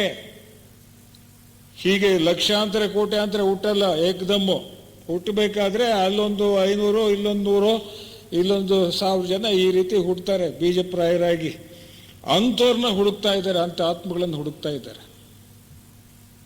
ಇದು ನಮಗೆ ಗೊತ್ತೇ. ಅದು ಏನಾದರೂ ಕೂಡ ಆ ಮಹಾತ್ಮರು ಅವರ ಒಂದು ಅನುಗ್ರಹಕ್ಕೆ ಪಾತ್ರರಾದರೆ ಅವರೇ ನೀನು ಮುಂದೆ ಇಂಥ ಜನ್ಮದಲ್ಲಿ ಹಿಂಗೆ ಹುಡ್ತೀಯಾ, ಇಂಥ ಕಡೆ ಹುಡ್ತೀಯಾ, ನೀನು ಹಿಂಗೆ ಆಗ್ತೀಯಾ ಅಂತ ಎರಡು ವಾಕ್ಯದಲ್ಲಿ ಹೇಳ್ಬಿಡ್ತಾರೆ ಅವರು. ಎರಡು ವಾಕ್ಯ, ಹೆಚ್ಚು ಮಾತಾಡೋದಿಲ್ಲ ಅವರು. ಆ ಒಂದು ಅಶರೀರ ವಾಣಿ ಅಂತ ಹೇಳ್ತೀವಲ್ಲ, ಅದು ಮುಂದಿನ ಜನ್ಮಗಳನ್ನು ಕೂಡ ತಿಳಿಸ್ತಾರೆ. ಆ ರಾಜಪ್ರಭುತ್ವ ಪುನಃ ಬರುತ್ತೆ ಅಂತ ಹೇಳ್ತೀವಲ್ಲ, ನಾವ್ಯಾರು ಇರೋಲ್ಲ, ಆದರೆ ಮುಂದೆ ಎಲ್ಲೆಲ್ಲೋ ಹುಡ್ತೀವಿ ಅಂತ. ಸುಮಾರು ಇನ್ನು ಒಂದು 100 years ಆ್ಯಂಡ್ ಆಫ್ಟರ್ವರ್ಡ್ಸ್ ಅಲ್ಲಿಂದ ಪೂರ್ತಿ ಸ್ಟಾರ್ಟ್ ಆಗುತ್ತೆ. ಓನ್ಲಿ 100 years ಇದೆಲ್ಲ ಹೋಗ್ಬಿಡುತ್ತೆ, ಡೆಮೋಕ್ರಸಿ ಇಲ್ಲ. ಆಗ ಹುಟ್ಟಬೇಕಾದ್ರೆ, ರಾಜರಾಗಿ ಹುಟ್ಟಬೇಕಾದ್ರೆ ಅವನಿಗೆ ಕನಿಷ್ಠ ಪಕ್ಷ ಮೊದಲನೇ ದೀಕ್ಷೆ ಆಗಿರ್ಬೇಕು. ಅವನ ಸರ್ಪವನ್ನು ನೋಡಿರ್ಬೇಕು. ಅಂದ್ರೇನು? ಕುಂಡಲಿ ನೋಡಿರ್ಬೇಕು. ಅಂಥವನೇ ಮುಂದೆ ಆಗ್ತಕ್ಕಂಥ ರಾಜ ಆಗ್ತಕ್ಕಂಥ. ಅಂಥ ಇವರನ್ನು ಆರಿಸ್ತಾ ಇದ್ದಾರೆ, ಆಗಲೇ ಆರಿಸಿದ್ದಾರೆ, ಇನ್ನೂ ಆರಿಸಬೇಕಾಗಿದೆ. ಅಂಥವ್ರೆಲ್ಲ ಈಗ it is in the process, ಕ್ರಿಯೆಯಲ್ಲಿ ಇದೆ. ಇದು ಕಟ್ಟು ಕಥೆಯಲ್ಲ, ಕಲ್ಪನೆಯಲ್ಲ. ಕೆಲವು ಅನುಭವಗಳು ಆಗಿದ್ರೂ ಸುಳ್ಳಲ್ಲ. ಅದಕ್ಕೆ ನಾನು ತಗೊಂಡಿರೋದು ವಿಚಾರ ಹಾಗೆ ಇದೆ. ಮಹತ್ತರವಾಗಿರ್ತಕ್ಕಂತಹ ಒಂದು ರಹಸ್ಯಗಳನ್ನು ನಾವು ಈ ಆಧ್ಯಾತ್ಮದಲ್ಲೇ ಕಾಣಬಹುದೇ ವಿನ ಬೇರೆ ಕಡೆ ಕಾಣೋದಕ್ಕೆ ಸಾಧ್ಯವಾಗೋದಿಲ್ಲ. ಹೀಗೆ ಹೇಳ್ತಾರೆ. ಈಗ ವರ್ಣಾಶ್ರಮ ಧರ್ಮವನ್ನ ಪೂರ್ವವತ್ ಪ್ರತಯಿಷ್ಯತಃ ಅಂತಂದ್ರೆ ಪುನಃ ಸ್ಥಾಪನೆ ಮಾಡ್ತಾರೆ. ಈ ದೇವಾಪಿ ಮತ್ತು ಮರು ವರ್ಣಾಶ್ರಮ ಧರ್ಮವನ್ನು. ವರ್ಣ ಅಂದ್ರೇನು, ಆಶ್ರಮ ಅಂತ ಅಂದ್ರೆ ಏನು? ಈ ವರ್ಣ ಅನ್ನೋದೇನಿದೆ, ವರ್ಣ ಅಂತಂದ್ರೆ ಬಣ್ಣ. ಬಣ್ಣ ಅಂತಂದ್ರೆ ನಾವೆಲ್ಲ ನೋಡ್ಕೊಳ್ತೀವಲ್ಲ, ಈ ತೊಗಲು ಅಥವಾ ಈ ಚರ್ಮ, ಬೆಳ್ಳಿಗಿದ್ದಾನೆ, ಕರ್ಗಿದ್ದಾನೆ, ಎಣ್ಗೆಂಪು ಅದು ಅಂತ ಮಾಡ್ಕೊಂಡಿದ್ದೀವಿ ನಾವು. ಸರ್ವತಾ ಅಲ್ಲ. ಈ ಒಂದು ದೇಹ, ಸ್ಥೂಲ ದೇಹ ಅಥವಾ ಅನ್ನಮಯ ಕೋಶ ಏನಿದೆ ನಮಗೆ ಗೊತ್ತಿದೆ ಎಲ್ಲರಿಗೂ. ಅನ್ನಮಯ, ಪ್ರಾಣಮಯ, ಮನೋಮಯ, ವಿಜ್ಞಾನಮಯ, ಆನಂದಮಯ ಕೋಶಗಳು, ಈ ಪಂಚಕೋಶಗಳು ಮತ್ತು ಇನ್ನೂ 2 ಕೋಶಗಳು ಜಾಸ್ತಿ ಇದಾವೆ ನಮ್ಮ ಥಿಯಾಸಫಿಯಲ್ಲಿ. ಸೂಕ್ಷ್ಮ ಶರೀರಗಳಿದ್ದಾವೆ, ಅವು ಸ್ಥೂಲ ಕಣ್ಣುಗಳಿಗೆ ಕಾಣಿಸೋದಿಲ್ಲ. ಆ ಸೂಕ್ಷ್ಮ ಶರೀರಗಳ ಬಣ್ಣಗಳು ನಮ್ಗೆ ಯಾರಿಗಾದ್ರೂ ಕಾಣಿಸಂಗಿದ್ರೆ ಆವಾಗ ನಿಜವಾಗಿ ವರ್ಣ ಅಂತ ಅಂದ್ರೆ ಅದಕ್ಕೆ ಅರ್ಥ ಮಾಡ್ಕೊಳ್ತೀವಿ ನಾವು. ಇಲ್ಲ ಅಂದ್ರೆ ಸಾಧ್ಯವೇ ಇಲ್ಲ. ಈ ಒಂದು ಜ್ಞಾನಿಗಳು ಕೂಡ ವರ್ಣ, ಅಯ್ಯೋ ಏನು ಬ್ರಾಹ್ಮಣ, ಕ್ಷತ್ರಿಯ, ಆಮೇಲೆ ವೈಶ್ಯ, ಶೂದ್ರ ಇವೆಲ್ಲ ಸರಿ ಇಲ್ಲ. ಇದೆಲ್ಲ ಜಾತಿಗಳಿವು, ವರ್ಣಗಳ ಬೇರೆ, ಈಗ ನಾವು ಮಾಡಿಕೊಂಡಿರ್ತಕ್ಕಂತಹ ಜಾತಿಗಳೇ ಬೇರೆ. ಸ್ವಲ್ಪ ದಯವಿಟ್ಟು ಸರಿಯಾಗಿ ಅರ್ಥ ಮಾಡಿಕೊಡಿ. ಈ ಜಾತಿಗಳ ಬಗ್ಗೆ ಅವರು ಹೇಳ್ತಾ ಇಲ್ಲ. ಮಹಾತ್ಮರು ಹೇಳ್ತಕ್ಕಂಥದ್ದು ವರ್ಣಗಳ ಬಗ್ಗೆ. ವರ್ಣಗಳು ಯಾವುವು? ಈ ಸೂಕ್ಷ್ಮ ದೇಹಗಳು ಎಲ್ಲ, ಈ ಸಟ್ಲರ್ ಬಾಡೀಸ್ ಏನಿದೆ ಅವುಗಳಲ್ಲಿರ್ತಕ್ಕಂತಹ ಒಂದು ಕಲರ್ಸ್, ಬಣ್ಣಗಳು, ವರ್ಣಗಳು ಅಂತ ಹೇಳಿದ್ರೆ ಸ್ಥೂಲ ದೇಹಕ್ಕಲ್ಲ. ಈಗ ಎಲ್ಲ ಜಾತಿಗಳಲ್ಲೂ ಕೂಡ ಒಳ್ಳೊಳ್ಳೆ ವರ್ಣದವ್ರು ಇದ್ದಾರಲ್ಲ, ಗೌರವ ವರ್ಣದವ್ರು ಇಲ್ವೇ? ಬೆಳಗಿರೋರು ಇಲ್ವೇ? ಬೇರೆ ಬೇರೆ ಜಾತಿಗಳು ಅಂತ ಇಟ್ಕೊಂಡ್ಬಿಟ್ಟಿದ್ದಾರೆ ಅವರೆಲ್ಲ. ಅದು ನಾನು ಹೇಳಕ್ಕೆ ಹೋಗಲ್ಲ, ಜಾತಿಗಳಂದ್ರೆ ಗೊತ್ತಿದೆ ನಿಮ್ಗೆಲ್ಲ. ಆಮೇಲೆ ಕಾರಿಗಿರೋರು ಇದ್ದಾರೆ, ಎಲ್ಲ ಜಾತಿಗಳ ಕಾರಿಗಿರೋರು ಇದ್ದಾರೆ, ಎಲ್ಲ ಜಾತಿಗಳ ಬೆಳಗಿರೋರು ಇದ್ದಾರೆ. ಅವಕ್ಕೆಲ್ಲ ನಾವು ಹೇಳ್ಕೊಂಡು ಹೋಗ್ಬಿಟ್ರೆ ಆಗೋಗುತ್ತೆ. ಅದಲ್ಲ ವರ್ಣ ಅಂತ ಹೇಳಿದ್ರೆ ಅದನ್ನ ಭಗವದ್ಗೀತೆಯಲ್ಲಿ ಕೃಷ್ಣ ಇನ್ನೂ ಚೆನ್ನಾಗಿ ಹೇಳ್ತಾನೆ ಆ ವರ್ಣದ ಬಗ್ಗೆ. ಈ ಒಂದು ಏನು ಜಾತಿಗಳು ಕಟ್ಕೊಂಡಿದ್ದೀವಿ, ಇವೆಲ್ಲ ನಾವು ಕಟ್ಕೊಂಡ್ರು ಸ್ವಾಭಾವಿಕವಾಗಿ ದೈವಿದತ್ತವಾಗಿ ಬಂದಿರತಕ್ಕಂಥ ವರ್ಣಗಳಲ್ಲ. ದೈವಿದತ್ತವಾಗಿ ಬಂದಿರತಕ್ಕಂಥ ವರ್ಣಗಳ್ಯಾವೋ ಆ ಸೂಕ್ಷ್ಮ ದೇಹಗಳಲ್ಲಿರ್ತಕ್ಕಂತಹ ವರ್ಣಗಳು, ಬಣ್ಣಗಳು ಅವು. ಅದಕ್ಕೆ ಕೃಷ್ಣ ಹೇಳ್ತಾನೆ, ಚಾತುರ್ವರ್ಣ್ಯಂ ಮಯಾ ಸೃಷ್ಟಂ ಗುಣಕರ್ಮ ವಿಭಾಗಶಃ ಅಂತ ಹೇಳ್ತಾನೆ. ಚಾತುರ್ವರ್ಣ್ಯಂ ಮಯಾ ಸೃಷ್ಟಂ ಗುಣಕರ್ಮ ವಿಭಾಗಶಃ. ಅವರವರ ಗುಣಗಳಿಗೆ ತಕ್ಕಂತೆ ಮತ್ತು ಅವರವರ ಕರ್ಮಗಳಿಗೆ ತಕ್ಕಂತೆ 4 ವರ್ಣಗಳನ್ನು ನಾನು ಸೃಷ್ಟಿ ಮಾಡಿದ್ದೀನಿ ಅಂತ ಹೇಳ್ತಾನೆ. ಯಾರು? ಆ ಕೃಷ್ಣ ಅಥವಾ ಮಹಾಯೋಗಿ ಅಂದರೆ ದೇವರ ಪ್ರತೀಕ ತಾನೆ ಹೇಳ್ತಾನೆ ಆತ. 4 ವರ್ಣಗಳನ್ನು ಸೃಷ್ಟಿ ಮಾಡಿದ್ದೀನಿ. ಆ 4 ವರ್ಣಗಳು ಯಾವುದರ ಆಧಾರದ ಮೇಲೆ? ಏನು? ಗುಣ ಮತ್ತು ಕರ್ಮ. ಗುಣಗಳು ಯಾವುದರಿಂದ ಬರ್ತವೆ? ಮನಸ್ಸಿನಿಂದ ಬರ್ತವೆ. ಮನಸ್ಸಿಗೆ 3 ಥರದ ಗುಣಗಳಿದ್ದಾವೆ. ಆ ಮನಸ್ಸಿಗೆ 3 ಥರದ ಗುಣಗಳಿದ್ದಾವೆ. ಆ ಗುಣಗಳು ಯಾವುವು? ಅದು ಒಂದು ಸತ್ವ, ರಜ ಮತ್ತು ತಮೋ ಗುಣಗಳು. ಈ 3 ಗುಣಗಳಿದ್ದಾವೆ. ಆ 3 ಗುಣಗಳೇನಿದ್ದಾವೆ, ಆ 3 ಗುಣಗಳ ಆಧಾರದ ಮೇಲೆ ಇವನ್ನೆಲ್ಲ ನಾವು ಈ ಒಂದು 3 ಗುಣಗಳ ಆಧಾರದ ಮೇಲೆ ಈ ವರ್ಣಗಳನ್ನು ನಾನು ಮಾಡಿದ್ದೀನಿ ಅಂತ ಹೇಳ್ತಾರೆ. ಯಾರೋ? ಕೃಷ್ಣ. ಅಂದರೆ ನಾವು ತಿಳ್ಕೊಂಡಿರ್ತಕ್ಕಂತಹ ಜಾತಿಗಳೇನಿದ್ದಾವೆ ಅವುಗಳು ವರ್ಣಗಳಲ್ಲ. ಆ ಜಾತಿಯಲ್ಲ ವರ್ಣಗಳು, ಅಂದರೆ ಬಣ್ಣಗಳು, ಸೂಕ್ಷ್ಮ ದೇಹಗಳ ಬಣ್ಣಗಳು ಅವು ಅಂತಕ್ಕಂಥ ನಾವು ತಿಳ್ಕೊಳ್ಬೇಕಾಗುತ್ತೆ. ಬುದ್ಧ ಹೇಳ್ತಾನೆ, ಹುಟ್ಟುವಿಕೆಯಿಂದ ಅಥವಾ ಜನ್ಮದಿಂದ ಇವನು ಬ್ರಾಹ್ಮಣ ಅಥವಾ ಇವನು ಶೂದ್ರ ಅಂತ ಹೇಳಲಿಕ್ಕಾಗೋಲ್ಲ. ಅವರವರ ಒಂದು ಗುಣ ಮತ್ತು ನಡತೆಯಿಂದ ಇಂಥವ್ರು ಬ್ರಾಹ್ಮಣ ಶೂದ್ರ ಅಂತ ಹೇಳಲಿಕ್ಕೆ ಸಾಧ್ಯವಾಗುತ್ತೆ ಅಂತ ಹೇಳ್ತಾರೆ. ಬ್ರಾಹ್ಮಣ ಅಂತ ಅಂದ್ರೆ ಏನು? ಯಾರು ತ್ರಿಕರಣ ಶುದ್ಧಿಯಿಂದ ಇರ್ತಾನೋ ಅವನೇ ಬ್ರಾಹ್ಮಣ. ಯಾರು ಬೇಕಾದ್ರೂ ಆಗ್ಬೋದು. ಈಗ ಯಾವ ಜಾತಿಯಲ್ಲಿ ಬೇಕಾದ್ರೂ ಆಗ್ಬೋದು. ಬ್ರಾಹ್ಮಣರಲ್ಲಿ ಇರ್ಬೋದು, ಅಥವಾ ವೈಶ್ಯರಲ್ಲಿರ್ಬೋದು, ಶೂದ್ರಲ್ಲಿರ್ಬೋದು ಬ್ರಾಹ್ಮಣರು. ನಾವು ಹೇಳಕ್ಕಾಗೋದಿಲ್ಲ. ಗುಣಗಳು ಯಾರಿಗೆ ಒಳ್ಳೊಳ್ಳೆ ಗುಣಗಳಿರ್ತಾವೋ, ಸಾತ್ವಿಕರು, ಅವ್ರು ಯಾವ ಜಾತಿಯನ್ನೇ ಇರಲಿ, ಅವರು ಎಲ್ಲ ಬ್ರಾಹ್ಮಣರೇ. ಹುಟ್ಟಿನಿಂದ ಹೇಳಲಿಕ್ಕೆ ಆಗೋದಿಲ್ಲ ಅನ್ನೋದನ್ನ ಸ್ಪಷ್ಟಪಡಿಸ್ತಾರೆ ಇಲ್ಲಿ. ಹಾಗಾದ್ರೆ ಈ ವರ್ಣಗಳ ಆಧಾರದ ಮೇಲೆ ಇದನ್ನ 4 ವರ್ಣಗಳನ್ನ ಸೃಷ್ಟಿ ಮಾಡಿದ್ದೀನಿ ಅಂತಕ್ಕಂಥದ್ದನ್ನ ಹೇಳ್ತಾರೆ. ಅದನ್ನ ನಾವು ಸ್ವಲ್ಪ ವಿಚಾರಗಳನ್ನು ತಗೋಣ.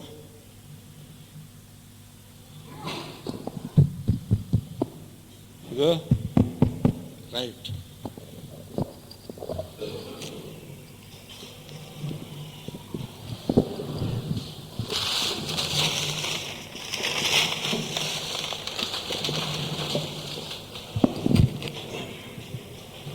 ನೋಡಿ, ಇಲ್ಲಿ ಮೊದಲೇ ಚಿತ್ರ ಇದೆ.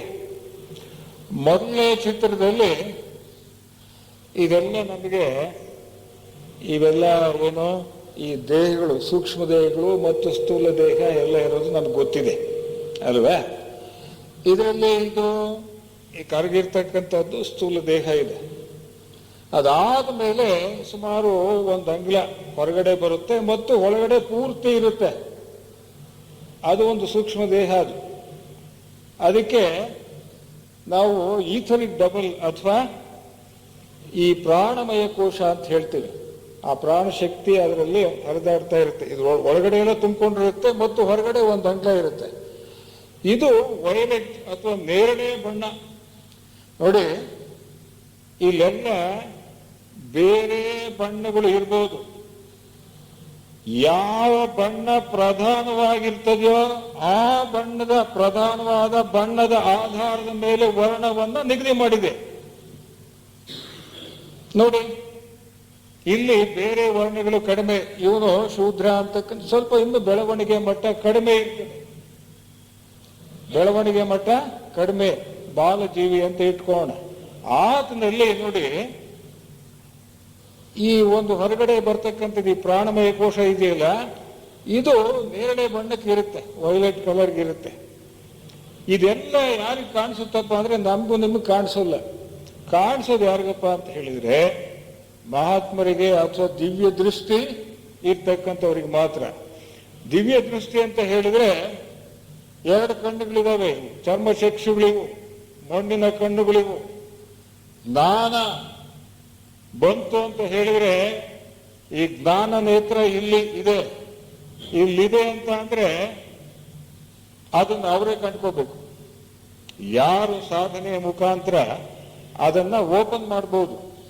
ಮೂರನೇ ಕಣ್ಣು ಶಿವನಿಗೆ ಮುಕ್ಕಣ್ಣ ಅಂತ ಕರಿತೀವಿ. ನಾವು ಕೂಡ ಶಿವರಾಗ್ಬೋದು ಯಾವಾಗ ಈ ಮೂರನೇ ಕಣ್ಣು ಬಂದಾಗ. ದಿಸ್ ಈಸ್ ವಿಸ್ಡಮ್ ಐ ಅಂತ ಹೇಳ್ತೀವಿ.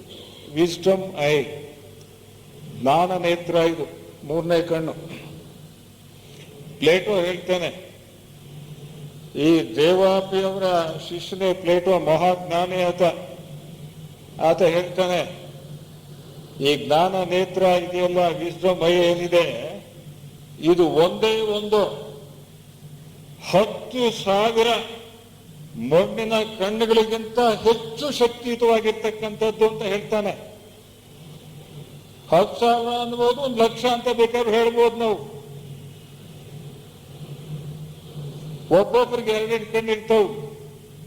ಆದ್ರೆ ಯಾರಿಗೆ ಜ್ಞಾನ ನೇತ್ರ ಅದು ಓಪನ್ ಆಗುತ್ತೋ, ಕಾಣಿಸುತ್ತೋ, ಅದು ಸೂಕ್ಷ್ಮ ಲೋಕಗಳನ್ನೇ ಕಾಣಿಸ್ಬಿಡುತ್ತೆ. ಮತ್ತು ಸೂಕ್ಷ್ಮ ಲೋಕಗಳಲ್ಲಿರ್ತಕ್ಕಂತಹ ಜೀವಿಗಳು ಇತ್ಯಾದಿ ಎಲ್ಲವನ್ನು ಕೂಡ ನೋಡ್ಬೋದು ನಾವು. ನಮ್ಮ ಮಾಸ್ಟರ್ಸ್ನು ನೋಡ್ಬೋದು. ಅವಾಗ ಒಬ್ಬೊಬ್ಬರಿಗೆ ಇಲ್ಲಿ ಸ್ಥೂಲ ಕಣ್ಣುಗಳು 2 ಇದ್ರೆ, ಈ ಜ್ಞಾನ ನೇತ್ರ ಅಂತಕ್ಕಂಥದ್ದು ಒಬ್ಬೊಬ್ಬರಿಗೆ ಅಕಸ್ಮಾತ್ ಓಪನ್ ಆದಾಗ ಎಷ್ಟಿರ್ತದೆ? 1 ಇರುತ್ತೋ 2 ಇರ್ತಾವ? ಒಂದೇ ಇರೋದು, ಇಲ್ಲಿ ಓಪನ್ ಆಗುತ್ತದೆ. ಹಾಗೆ ಹಿಂಗೆ ಸ್ಟಾರ್ಟ್ ಆಗಿದ್ದು ಹಾಗೆ ಓಪನ್ ಆಗಿಬಿಟ್ಟು ಬೇರೆ ಲೋಕಗಳು, ಸೂಕ್ಷ್ಮ ಜನ ಎಲ್ಲರೂ ಕಾಣಿಸ್ಬಿಡ್ತಾರೆ. That is called wisdom. ಈ 1000 ಪುಸ್ತಕ ಅಲ್ಲ, 10,000 ಅಲ್ಲ, 1,00,000 ಪುಸ್ತಕ ಓದಿದ್ರು ಕೂಡ ಯು ಕೆನಾಟ್ ಗೆಟ್ ವಿಸ್ಡಮ್. ಜ್ಞಾನ ಬರೋದಿಲ್ಲ. ಆ ಮಹಾಜ್ಞಾನ ಏನಿದೆ, ಆ ಪ್ರಜ್ಞಾನ, ಅದು ಬರಬೇಕಾದ್ರೆ ಇದರಿಂದಲೇ ಬರಬೇಕು. ಆಧ್ಯಾತ್ಮ ಅಂತಕ್ಕಂಥದ್ದು ಪುಸ್ತಕಗಳು ಓದಿದ್ರೆ ಪ್ರಯೋಜನ ಇಲ್ಲ, ಅನುಭವದಿಂದ ಬರ್ತಕ್ಕಂಥದ್ದು. ಅವನಿಗೆ ಅನೇಕ ನೂರಾರು ಅನುಭವಗಳಾಗಬೇಕು. ಆ ಪೂರ್ಣತ್ವವನ್ನು ಪಡೆಯಬೇಕಾದ್ರೆ ಬಹಳ ರಾಗಿ ಬೀಸಬೇಕು ಅಂತ ಅರ್ಥ ಈ ಹಳ್ಳಿ ಭಾಷೆಯಲ್ಲಿ. ಅಂಥವ್ರಿಗೆ ಇವೆಲ್ಲ ಕಾಣಿಸೋದು. ಅಂಥವ್ರು ಮಾತ್ರ ವರ್ಣ ಅಂತ ಅಂದ್ರೆ ಏನು ಸರಿಯಾಗಿ ಅರ್ಥ ಮಾಡ್ಕೊಳ್ತಾರೆ. ಬೇರೆಯವ್ರ ಕೈಲಿ ಸಾಧ್ಯವೇ ಇಲ್ಲ. ಅವನು ಎಂಥ ಮಹಾ ದೊಡ್ಡ ಪ್ರೊಫೆಸರ್ ಆಫ್ ಫಿಲಾಸಫಿ, ಯಾವುದೇ ಎಂಥ ದೊಡ್ಡ ಸ್ಕಾಲರ್ ಆದರೂ ಕೂಡ ಆಗೋದಿಲ್ಲ. ಇವರಿಗೆ ಮಾತ್ರ ಆ ವರ್ಣದ ಅರ್ಥ ಗೊತ್ತಾಗುತ್ತೆ. ಇದು ಪ್ರಧಾನವಾಗಿ ಯಾವ ವರ್ಣ ಪ್ರಧಾನವಾಗಿ ಇರ್ತದೆಯೋ ಅವರಿಗೆ ಮಾತ್ರ ಅದು ಅದರ ಆಧಾರದ ಮೇಲೆ ಮಾತ್ರ ವರ್ಣಗಳನ್ನ ಇಲ್ಲಿ ಇದು ಒಂದು ನಿಗದಿ ಮಾಡಿದ್ದಾರೆ. ಇಲ್ಲಿ ಏನಿದೆ, ಇದು ಬಹಳ ಪ್ರಧಾನವಾಗಿರ್ತಕ್ಕಂಥದ್ದು ನೇರಳೆ ಬಣ್ಣ. ಇದು ಯಾವುದು ಅತಿವಾಯು ತತ್ವ ಏನಿದೆ, ಇದು ಯಾರಿಗೆ ಈ ಅತಿವಾಯು ತತ್ವ ನೇರಳೆ ಬಣ್ಣ ಇರ್ತದೆಯೋ ಮತ್ತು ಇನ್ನು ಇತರೆ ಬಣ್ಣಗಳು ಇತರೆ ದೇಹಗಳ ಕಾಮದೇಹ, ಕೆಳಮನೋದೇಹ, ಮೇಲ್ಮನೋದೇಹ ಇವೆಲ್ಲ ಇರ್ತಾವಲ್ಲ, ಅವುಗಳ ಬಣ್ಣಗಳಿಗಿಂತ ಇದರ ಬಣ್ಣ ಬಹಳ ಪ್ರಧಾನವಾಗಿರುತ್ತೆ. ಹಾಗಿದ್ರೆ ಅವನು ಶೂದ್ರ. ಅವನು ಯಾವ ಜಾತಿಯಲ್ಲಿ ಬೇಕಾದ್ರೂ ಇರ್ಬೋದು. ಅವನು ಅಂದ್ರೆ ಅವನು ಇನ್ನೂ ಕೂಡ ಹೆಚ್ಚು ಜ್ಞಾನ ಲಭ್ಯವಾಗಿರೋಲ್ಲ, ಬಾಲ ಜೀವಿ ಆಗಿರ್ತಾನೆ. ಅವನಿಗೆ ಮಾತ್ರ ಇದಿರ್ತ, ಅವನು ಶೂದ್ರನಾಗಿರ್ತಾನೆ. ನಂತರ ಇಲ್ಲಿ ಇವೆಲ್ಲ ಬೇರೆ ಬೇರೆ ದೇಹಗಳಿದಾವೆ, ಸೂಕ್ಷ್ಮ ದೇಹಗಳು. ಇದು ಸ್ಥೂಲ ದೇಹ, ಇವೆಲ್ಲ ಪ್ರಾಣಮಯ ಕೋಶ, ಮತ್ತು ಇದು ಅಸ್ಟ್ರಲ್ ಬಾಡಿ ಅಂತ ಹೇಳ್ತೀವಲ್ಲ, ಕಾಮ ಶರೀರ, ಕೆಳ ಮನೋ ಶರೀರ, ಮೇಲ್ ಮನೋ ಶರೀರ, ಹೀಗೆಲ್ಲ ಬರ್ತವೆ. ಇದರಲ್ಲಿ ಈ ಕೆಂಪನ್ ಬಣ್ಣ ಇದೆ ನೋಡಿ, ಬಹಳ ಪ್ರಧಾನವಾಗಿರ್ತದೆ. ಇತರೆ ಬಣ್ಣಗಳು ಪ್ರಧಾನವಾಗಿರೋಲ್ಲ, ಬಹಳ ಬ್ರೈಟ್ ಆಗಿರುತ್ತೆ. ಯಾರಲ್ಲಿ ಈ ಒಂದು ಕಾಮ ಶರೀರದ ಬಣ್ಣ ಕೆಂಪಗಿರ್ತದೆಯೋ ಅವರು ವೈಶ್ಯರು. ಇವ್ರಿಗೆ ರಜೋಗುಣಿಗಳು, ಇವನು ತಮೋಗುಣಿ, ಇವನು ರಜೋಗುಣಿ. ಯಾವಾಗಲೂ ಚಟುವಟಿಕೆ ಜಾಸ್ತಿ ಇರುತ್ತೆ. ಈಗ ವೈಶ್ಯರು ಅಂತ ಅನಿಸ್ಕೊಂಡಿರ್ತಾರೆ, ಅವರ ಸಾಮಾನ್ಯವಾಗಿ ಅದು ಇರುತ್ತೆ. ಮತ್ತು ಇತರೆ ಜನಾಂಗದಲ್ಲೂ ಇತರೆ ಜಾತಿಯವರಲ್ಲೂ ಕೂಡ ಆ ಒಂದು ಗುಣ ಇರೋದಕ್ಕೆ ಸಾಧ್ಯತೆ ಇದೆ. ಆದ್ರಿಂದ ಈ ಜಾತಿ ಆಧಾರದ ಮೇಲೆ ಅಲ್ಲ ವರ್ಣಗಳು, ಕೇವಲ ಅವರ ಗುಣಗಳ ಆಧಾರದ ಮೇಲೆ. ಆದ್ರಿಂದ ಇದು ಅತಿ ಚಟುವಟಿಕೆಯಿಂದ ಇರ್ತಾರೆ. ಅತಿ ಕೆಂಪಗ ಇದ್ರೆ ಈ ಕಾಮ ಶರೀರ, ಅವ್ರಿಗೆ ವೈಶ್ಯ ಅಂತ ಕರಿತೀವಿ. ನಂತರ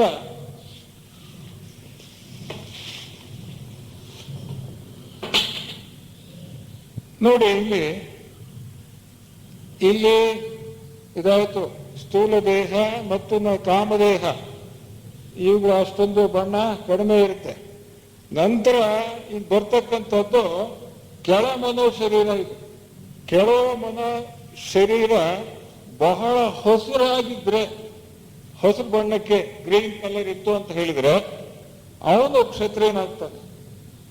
ಅವನಿಗೇನು ಗುಣ ಇರ್ತದೆ? ಎಲ್ಲ ಜಾತಿಯಲ್ಲೂ ಇರೋದನ್ನೆಲ್ಲ ಕಾಣ್ತವೆ ಇಲ್ವೋ ಇವು. ಆದ್ರಿಂದ ಜಾತಿಗಳಿಗೆ ಸಂಬಂಧಿಸಿಲ್ಲ. ಈ ಕ್ಷತ್ರಿಯನಿಗೆ ಬೇರೆಯವನ್ನ ರಕ್ಷಣೆ ಮಾಡ್ತಕ್ಕಂಥ ಶಕ್ತಿ ಇರ್ತದೆ, ಒಂದು ಸಾತ್ವಿಕ ಮನೋಭಾವ ಇರ್ತದೆ. ಯಾರು ಕಷ್ಟದಲ್ಲಿರ್ತಾರೋ ಅವ್ರಿಗೆ ಹೋಗಿ ಸಹಾಯ ಮಾಡ್ತಕ್ಕಂತಹ, ಸೇವೆ ಮಾಡ್ತಕ್ಕಂತಹ ಒಂದು ಶಕ್ತಿ ಇರ್ತದೆ, ಧೈರ್ಯ ಇರ್ತದೆ ಅವನಿಗೆ. ಯಾಕೆ ಅಂತ ಹೇಳಿದ್ರೆ, ಇನ್ನೊಬ್ಬರಿಗೆ ಸಹಾಯ ಮಾಡಬೇಕಾದ್ರೆ ಮೂಲ ಏನಪ್ಪಾ ಅಂತ ಹೇಳಿದ್ರೆ, ಆ ಇನ್ನೊಬ್ರು ಕಷ್ಟದಲ್ಲಿ ಏನಿರ್ತಾರೆ, ನಾನಾ ರೀತಿಯ ಕಷ್ಟಗಳು ಬರ್ತವೆ. ಒಬ್ಬ ಕಳ್ಳನ ಕೈಗೆ ಸಿಕ್ಕೊಳ್ಬಹುದು, ಅಥವಾ ಒಂದು ಹಣದ ಒಂದು ಇದನ್ನು ಬಡತನ ಇರ್ಬೋದು, ಅಥವಾ ಇನ್ನು ಬೇರೆ ಯಾವುದೇ ಇರ್ಬೋದು. ಅಂತವ್ರಿಗೆ ಹೋಗಿ ಮುನ್ನುಗ್ಗಿ ಸಹಾಯ ಮಾಡ್ತಕ್ಕಂಥ ಶಕ್ತಿ ಇರುತ್ತೆ. ಯಾರು ಕಷ್ಟದಲ್ಲಿರ್ತಾರೋ ಅವರನ್ನ ನೋಡಿ ಮುರುಗತಕ್ಕಂತಹ ಕಂಪ್ಯಾಷನ್ ಅಂತ ಹೇಳ್ತೀವಲ್ಲ, ಯಾರಿಗೆ ಕಂಪ್ಯಾಷನ್ ಇರ್ತದೆಯೋ ಅವರು ಮತ್ತೊಬ್ಬರಿಗೆ ಸಹಾಯ ಮಾಡೇಕಿರ್ತಾರೆ. This is a science, spirituality is a science. ಒಂದು ವಿಜ್ಞಾನ ಇದು, ಖಚಿತತೆ ಇದೆ, ಇದರಲ್ಲಿ ಸ್ಪಷ್ಟತೆ ಇದೆ. ಆದ್ರಿಂದ ಕಂಪ್ಯಾಷನ್ ಯಾರಿಗಿರ್ತದೆಯೋ ಅವರು ಹೋಗಿ ಇನ್ನೊಬ್ಬರಿಗೆ ಸಹಾಯ ಮಾಡೇ ಮಾಡ್ತಾರೆ. ಅಷ್ಟೊಂದು ಧೈರ್ಯ ಇರ್ತದೆ, ಶಕ್ತಿ ಇರ್ತದೆ. ಅವನು ಯಾರಾಗಿರ್ಬೋದು, ಈಗ ಉದಾಹರಣೆಗೆ ರಾಜಕಾರಣಿ ಆಗಿರ್ಬಹುದು, ಅಥವಾ ಒಬ್ಬ ಸೈನಿಕನಾಗಿರ್ಬಹುದು, ಅಥವಾ ಇನ್ನು ಯಾವುದೇ ತರದ ಲೀಡರ್ ಆಗಿರ್ಬೋದು. ಆ ಒಂದು ಕ್ಷಾತ್ರ ತೇಜ ಯಾರಲ್ಲಿ ಬೇಕಾದ್ರೂ ಇರ್ಬೋದು. ಬರೀ ಕ್ಷತ್ರಿಯರು ಅಂತ ಏನು ಅನಿಸ್ಕೊಂಡಿದ್ದಾರೆ ಜಾತಿ ಇರ್ತಕ್ಕಂಥವ್ರು, ಅವ್ರಿಗೆ ಮೀಸಲಲ್ಲ ಇದು. ಬೇರೆ ಎಲ್ಲ ಜಾತಿಯವ್ರಿಗೆ ಇರೋದಿಲ್ವೇನು? ಎಲ್ಲರಿಗೂ ಇರ್ತದೆ ಗುಣಗಳು. ಅವರಿಗೆ ಇದು ಈ ಹಸಿರು ಬಣ್ಣ ಇರ್ತದೆ. ಯಾವುದು? ಈ ಕೆಳ ಮನೋ ಶರೀರ ಬಹಳ ಪ್ರಧಾನವಾಗಿ ಹಸಿರು ಬಣ್ಣ ಇರುತ್ತೆ, ಬೇರೆ ಬಣ್ಣಗಳು ಕಡಿಮೆ ಇರ್ತವೆ. ನಂತರ ಬ್ರಾಹ್ಮಣ ಅಂತ ಯಾರು ಅಂತ ಹೇಳಿದ್ರೆ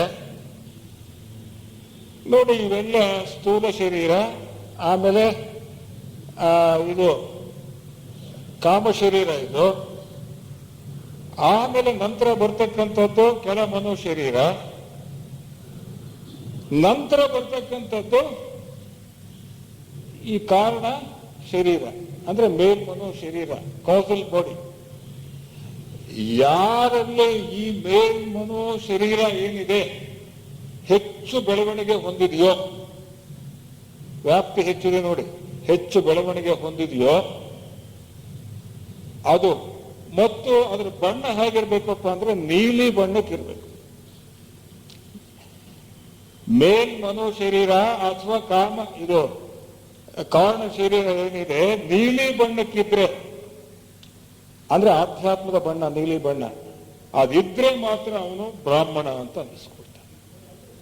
ಯಾವ ಜಾತಿಯಲ್ಲಿ ಬೇಕಾದ್ರೂ ಇರ್ಬೋದು, ಬ್ರಾಹ್ಮಣರಲ್ಲೇ ಇರ್ಬೋದು ಅಥವಾ ಶೂದ್ರರಲ್ಲೇ ಇರ್ಬೋದು ಅಥವಾ ವೈಶ್ಯರಲ್ಲೇ ಇರ್ಬೋದು, ಬೆಳೆದಿರ್ತಕ್ಕಂಥ ಮಹಾತ್ಮರು ಯಾರು ಬೇಕಾದ್ರೂ ಇರ್ಬೋದು. ಉದಾಹರಣೆಗೆ ಅಂಬೇಡ್ಕರ್ ತಗೊಳ್ಳಿ, ಆತನ ಶೂದ್ರ ಅಂತ ಹೇಳಕ್ಕಾಗುತ್ತೆ?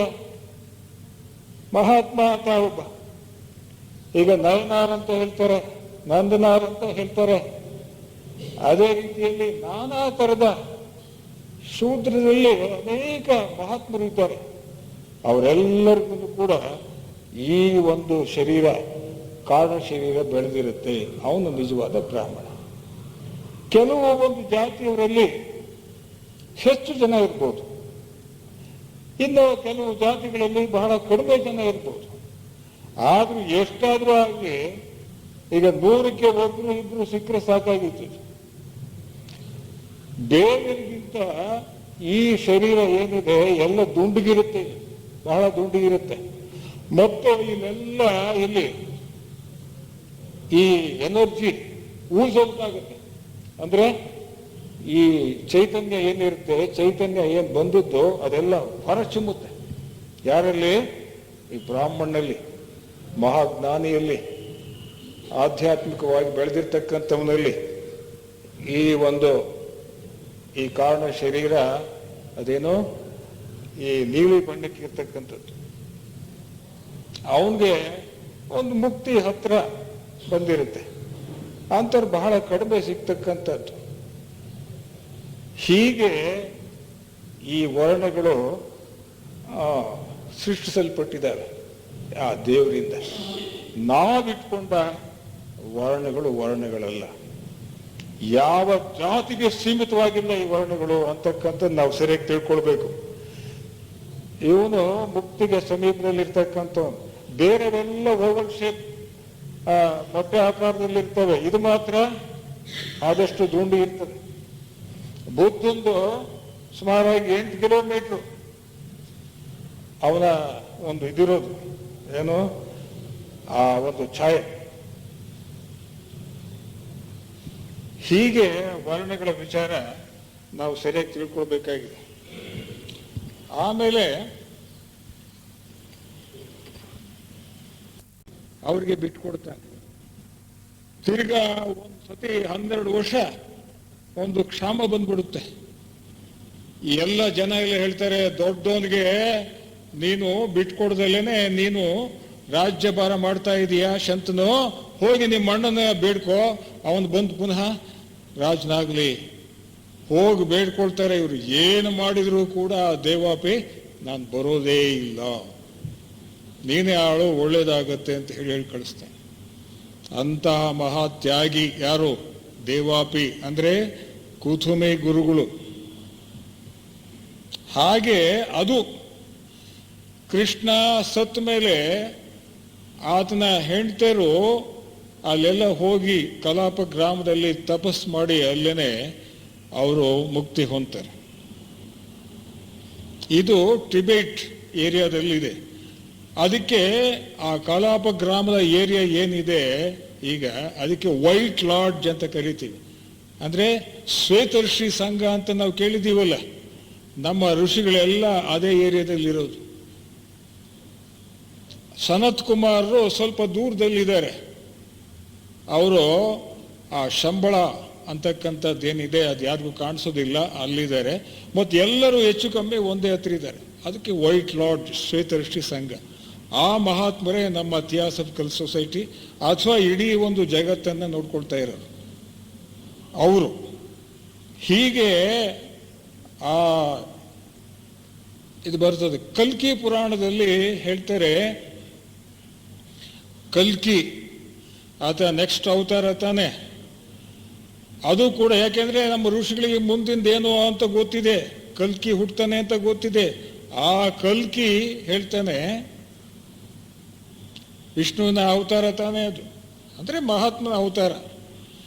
ಆತ ಹೇಳ್ತಾನೆ, ದೇವಾಪಿ ಮತ್ತು ಮರು ಇವರ ಜೊತೆಗೆ ನಾನು ಕಲಿಯುಗವನ್ನು ಸಮಾಪ್ತಿ ಮಾಡ್ತೇನೆ ಮತ್ತು ಕೃತಯುಗವನ್ನು ಸ್ಥಾಪನೆ ಮಾಡ್ತಾನೆ ಅಂತ ಹೇಳಿ ಆ ಕಲ್ಕಿ ಹೇಳ್ತಾನೆ.